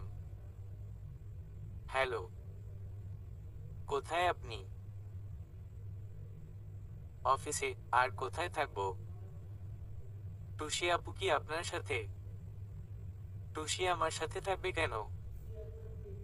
না মানে আপনার প্রেমিকা তো আপনার সাথে থাকতেই পারে, তাই না? হোয়াট? কথাটা বলে ফোন অফ করে দিলাম। সারাদিন উনার সাথে আমার কোনো কথা হয়নি। রাত 11টা বেজে গেছে, কিন্তু এখনো উনি বাড়ি ফিরছেন না। খুব টেনশন হচ্ছে। কল করছি কিন্তু বন্ধ বলছে। কিছুক্ষণ পর রেহানের গাড়িটা দেখে মনে স্বস্তি পেলাম। দৌড়ে সিঁড়ি বেয়ে উনার কাছে যাচ্ছি। টুসি আপুরের ফ্ল্যাটের কাছে এসে ধমকে দাঁড়িয়ে গেলাম। টুসি রেহানকে খুব জোরে জড়িয়ে ধরে কাঁদো কাঁদো কণ্ঠে বলতে থাকে, কত টেনশন হচ্ছিল জানো তুমি? ফোন বন্ধ কেন তোমার? ফোনে চার্জ ছিল না। ঠিক আছে, পরে কথা হবে, আসি তাহলে, বাই। না, কোথাও যাবা না। টুসি আপু রেহানকে ছাড়তে চাচ্ছেন না, বরং আস্তে আস্তে রেহানকে কিস করার জন্য তার দিকে এগিয়ে আসছেন, আর রেহান টুসিকে এসব করতে বাধা দিচ্ছেন। এমন করছো কেন রেহান? চোখ দুটো বন্ধ করে জাস্ট আমাকে ফিল কর। উফ অফ, ছাড় টুসি, আমার এসব ভালো লাগছে না, প্লিজ। অনেক রাত হয়েছে, তুমি ঘরে যাও। আমি বোকার মতো দাঁড়িয়ে থেকে সব দেখছি। খুব ঘৃণা পাচ্ছে রেহানের প্রতি। সত্যি তাদের খুব ভালো মানায়, আমি তাদের মাঝে বেমানান। আমাকেই সরে যেতে হবে। মনকে আর মানাতে পারলাম না, তাই একটু আওয়াজ দিয়ে বলেই ফেললাম, চাচি টেনশন করছে, কিস করা শেষ হলে তাড়াতাড়ি বাড়ি আসবেন। দুজনেই হতভম্ব হয়ে আমার দিকে তাকিয়ে আছে। রেহান তো রীতিমতো দৌড়ে আমার কাছে এসে নানা ছলাকলা বুঝাতে ব্যস্ত। আমি নীরব পরিবেশ বজায় রেখে রুমে এসে দরজাটা বন্ধ করে বলতে লাগলাম, টুসি আপুর সাথে আপনার যে অবৈধ সম্পর্ক আছে, এখন সেটা অস্বীকার করবেন কিভাবে? রেহান, নিসা, বিশ্বাস কর, ওই মেয়ে মানে টুসির সাথে আমার কোনো ধরনের সম্পর্ক নেই। নিচে তুই যা দেখেছিস সব একটা প্ল্যান মাত্র। কলেজে টুসির সাথে আমার বন্ধু সোহেলের সম্পর্ক হয়। সোহেল এখন বিদেশে। টুসি আমার বন্ধুর কাছ থেকে অনেক টাকা হাতিয়ে নিয়ে পরে ব্রেকআপ করে দেয়। অনেকদিন পর দেখা হয়েছে, তাই টুসি ভেবেছে আমি তাকে চিনতে পারিনি। সোহেলকে ব্যাপারটা জানালে সে আমাকে যেভাবেই হোক টুসিকে আশেপাশে রাখতে বলে কিছুদিন পর সোহেল দেশে ফিরলে ওর একটা শায়েস্তা করবে বলেছে। আমি কোনোভাবেই রাজি ছিলাম না, কিন্তু সোহেল এত রিকোয়েস্ট করে বলল আর বারণ করতে পারিনি। তুই বিষয়টা জানলে খুব রাগ করতিস, তাই ইচ্ছা করেই বলিনি। আমি শুধু তোকেই ভালোবাসি লক্ষ্মী বউ আমার। Night jokes. আমি বোকা, তাই ভেবেছি আপনি হয়তো আমাকে সত্যি ভালোবাসেন, আসলে আমি ভুলছিলাম। আপনি যদি একবার বলতেন নিসা তোকে আমার আর ভালো লাগে না, তাহলে বিশ্বাস করেন আমি কোনো কথা ছাড়াই আপনার ঘর থেকে চলে যেতাম। কিন্তু না, আপনি দুই নৌকার মাঝি হতে চেয়েছেন। না, আপনাকে আমি জাস্ট ঘৃণা করি। রেহানের নাক মুখ লাল হয়ে গেছে, চোখে পানি টলমল করছে। ভীষণ রেগে গিয়ে নিজেকে নিজে বকাঝকা করছেন আর আমাকে বলছেন, তোকে কিভাবে যে বোঝা বাচ্চা। ঠিক আছে, আমি সোহেলকে কল দিচ্ছি, তুই ওর কাছ থেকে সত্যিটা জেনে নে। আমি কারো সাথে কথা বলবো না। আপনি টুসির সাথে ভালো থাকেন। আমি চলে গেলে টুসিকে আর লুকিয়ে আদর করতে হবে না, কারো কাছে জবাবদিহি করতে হবে না। আপনারা খুব আনন্দে থাকবেন, অনেক ভালো হবে, তাই না? না, খুব খারাপ হবে নিসা, আমি তোকে ছাড়া বাঁচতে পারবো না, অনেক ভালোবাসি তোকে। চোখের পানি ফেলে, আচ্ছা, আমি যদি আপনার সাথে একই কাজ করতাম তাহলে আপনি আমাকে বিশ্বাস করতেন তো? কাঁদতে কাঁদতে, আমি তোকে ভালোবাসি নিসা, তুই বললে টুসিদের ফ্ল্যাট থেকে তাড়িয়ে দিব, তার সাথে আমার আর কোনো যোগাযোগ হবে না, তা প্লিজ আমাকে ছেড়ে যাস না। প্লিজ নিসা, জাস্ট একবার সোহেলের সাথে কথা বল। আমি আর কিছু জানতে চাই না। নিজের চোখ তো আর আপনার মতো আমার সাথে বিশ্বাসঘাতকতা করবে না বলুন। আর আপনি টুসি আপুকে আপনার কোলে বসিয়ে রাখতে পারেন, তাতে আমার কিছু যায় আসে না। ইচ্ছে করলে তার সাথে শারীরিক সম্পর্কও করতে পা। কথাটা শেষ করতে পারলাম না, রেহান আমার গালে কষে একটা থাপ্পড় বসিয়ে দিলেন। খুব রাগ হচ্ছিল, তাই আমিও উল্টো ওনার গালে থাপ্পড় দিয়ে বলতে থাকি, আপনি একটা লম্পট, চরিত্রহীন বাজে ছেলে, আপনাকে স্বামী বলতে ঘৃণা হয় আমার। চোখের পানি ফেলে মেজাজ গরম করে ওই দিনই ছোট আন্টিদের বাড়ি চলে এলাম। আন্টির ছেলে সন্তান নেই, তাই আমরাই তার কাছে প্রিয়। আন্টিকে রেহান আর টুসির সম্পর্কের ব্যাপারে সব খুলে বললাম, সাথে প্রেগন্যান্সির কথাটাও। রেহান এমন কিছু করতে পারে তা নাকি আন্টি ভাবতেও পারেননি। এদিকে রেহান আব্বু আম্মু সহ সবাই আমাকে খুঁজতে খুঁজতে পাগল হয়ে যাচ্ছেন। পরের দিনই রেহান হাজির আন্টিকে খুব আকুতি মিনতি করে বলে গেছেন আমি আন্টির কাছে এলে যেন উনি রেহানকে জলদি ইনফর্ম করে দেয়। আমি এখানে আছি তা কাউকে জানাতে মানা করেছি, তাই আন্টি আমার কথা চেপে যান। আড়ালে থেকে সব শুনেছি। 3 দিন হয়ে গেছে রেহানের সাথে আমার কোনো যোগাযোগ নেই। গভীর রাত, রেহানের কথা খুব মনে পড়ছে। আজকাল তো রুমে একা থাকতে খুব ভয় করে, রেহানের সাথে থেকে অবস্থ হয়ে গেছি কিনা। উনি হয়তো আমাকে ভুলেই গেছেন। কাউকে বিশ্বাস করলে এটাই বুঝি তার শেষ পরিণতি। খুব ভালোবাসি রেহান আপনাকে খুব। অনেক ইচ্ছা করছে রেহানের সাথে কথা বলতে, তাই আর দু-পাঁচেক না ভেবে আন্টির ফোনটা এনে নতুন সিম দিয়ে উনাকে কল দিলাম। প্রথম রিংয়ে রেহান কলটা রিসিভ করে নেন। তার মানে উনি এখনো জেগে আছেন। হ্যালো, কান্নারত ভাঙা কণ্ঠে। চুপ করে কান্না চেপে রাখছি। হ্যালো, কে? উনার কণ্ঠ শুনে কেঁদে উঠলাম। নিশা, তুই কোথায় আছিস? আমি পাগল হয়ে যাচ্ছি তোকে ছাড়া। প্লিজ ফিরে আয়। কেন আমার সাথে এমন করলেন আপনি? আমাকে বোকা বানালেন। আমি তোকেই ভালোবাসি নিশা। প্লিজ একবার বল তুই কোথায় আছিস, আমি এক্ষুনি আসছি। জাহান্নামের চৌরাস্তায় আছি, মরে গেছি আমি। ডুকরে কেঁদে। নিশা প্লিজ কল কাটিস না।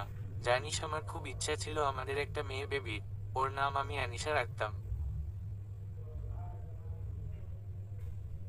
আপনার এসব ফালতু কথা শুনতে চাই না, রাখছি। আপনি আমাকে ভুলে যান। নিশা, একটা গান শুনবি? আমি ঘুমাবো। ইচ্ছা করছে গাইতে শুধু তোর জন্য। উফ অফ, শুনান তাড়াতাড়ি। আমার সকল অভিযোগে তুমি তোমার মিষ্টি হাসিটা আঁকি আমি আমার না বলা কথার মাঝে তোমার গানের কত সুর বাজে। ভুলিনি তো আমি তোমার মুখের হাসি, আমার গাওয়া গানে তোমাকে ভালোবাসি। ওনার কণ্ঠে গানটা অসম্ভব সুন্দর ছিল। হুট করে গান গাওয়া থামিয়ে। নিশা, তোকে খুব মনে পড়ছে। জানি না কেন মনে হচ্ছে তোর সাথে আমার আর দেখা হবে না। আল্লাহর কাছে ইহকাল ও পরকালে আমি শুধু তোকে চাই নিশা। কান্নারত কণ্ঠে। আমি আর কথা বাড়ালাম না, ফোনটা কেটে দিলাম। পরের দিন দুপুরে আমি গোসল করে বারান্দায় এসে চুলের পানি শুকাচ্ছি, হঠাৎ আন্টি হাতে ফোন নিয়ে কাঁদতে কাঁদতে আমার কাছে এসে আতঙ্কের সাথে বলতে থাকে, নিসারে রেহান গাড়ি অ্যাক্সিডেন্ট করেছে, হাসপাতালে নেয়ার আগেই নাকি মারা গেছে। কথাটা শোনার পর মনে হলো উপরের আকাশটা পায়ের নিচের জমিনটা যেন সরে গেছে, জ্ঞান হারিয়ে ফেলি আমি। আমার সন্তান জন্মের আগেই তার বাবাকে হারিয়ে ফেল, অনাথ হয়ে গেল। রেহান জানতেই পারলেন না উনি বাবা হতে যাচ্ছিলেন। ঘটনাস্থলের পর চাচি প্রায় 1 মাস যাবৎ আইসিইউতে ভর্তি ছিল, আর আমি জিন্দা লাশ। আইসিইউ থেকে ফেরার পর চাচি মেন্টালি ঠিক হয়ে পড়েন, নিজে নিজে কথা বলেন। মধ্যরাতে রেহানের রুমে এসে ঘুমিয়ে পড়েন। মাঝে মাঝে অফিস থেকে রেহানের আসার অপেক্ষা করেন। রেহানের কাপড়ের সুগন্ধ নেন। একমাত্র ছেলে ওনার। পরে সোহেলের বিটা বিবেচনা করে তা সত্য প্রমাণিত হয়। রেহান সত্যি কথা বলেছিলেন। সোহেলের সাথে সম্পর্ক টুসি নিজে স্বীকার করে, তাছাড়াও অনেক প্রমাণও পাওয়া যায়। বর্তমানে নিশা আপু রেহান ভাইয়ার আব্বু আম্মুর সাথে থাকেন। তার একটা মেয়ে হয়েছে, কিউট প্রিন্সেস আনিশা। খুব দুষ্টু প্লেতে পড়ে। ওনার শাশুড়ি আপুকে নিজের মেয়ের মতো রাখে। আনিশা ওনার হৃদয়ের টুকরো। এটাই ওনার ছেলের শেষ চিহ্ন। আনিশা ওর আব্বুর জন্য অপেক্ষা করে থাকে, কারণ নিশা আপু বলেছে ওর আব্বু নাকি বিদেশে গিয়েছে। অবুঝ আনিশা তার আব্বুর জন্য পুতুল বানিয়ে বলে এটা নাকি ওর আব্বু বিদেশ থেকে ফিরে এলে ওকে দিবে। নিশা আপুকে এটা যত্ন করে আলমারিতে তালা দিয়ে রাখতে বলে। এমনই আরো কত কি যে জমাচ্ছে মেয়েটা ওর আব্বুকে দিবে বলে আল্লাহ জানেন। সমাপ্ত।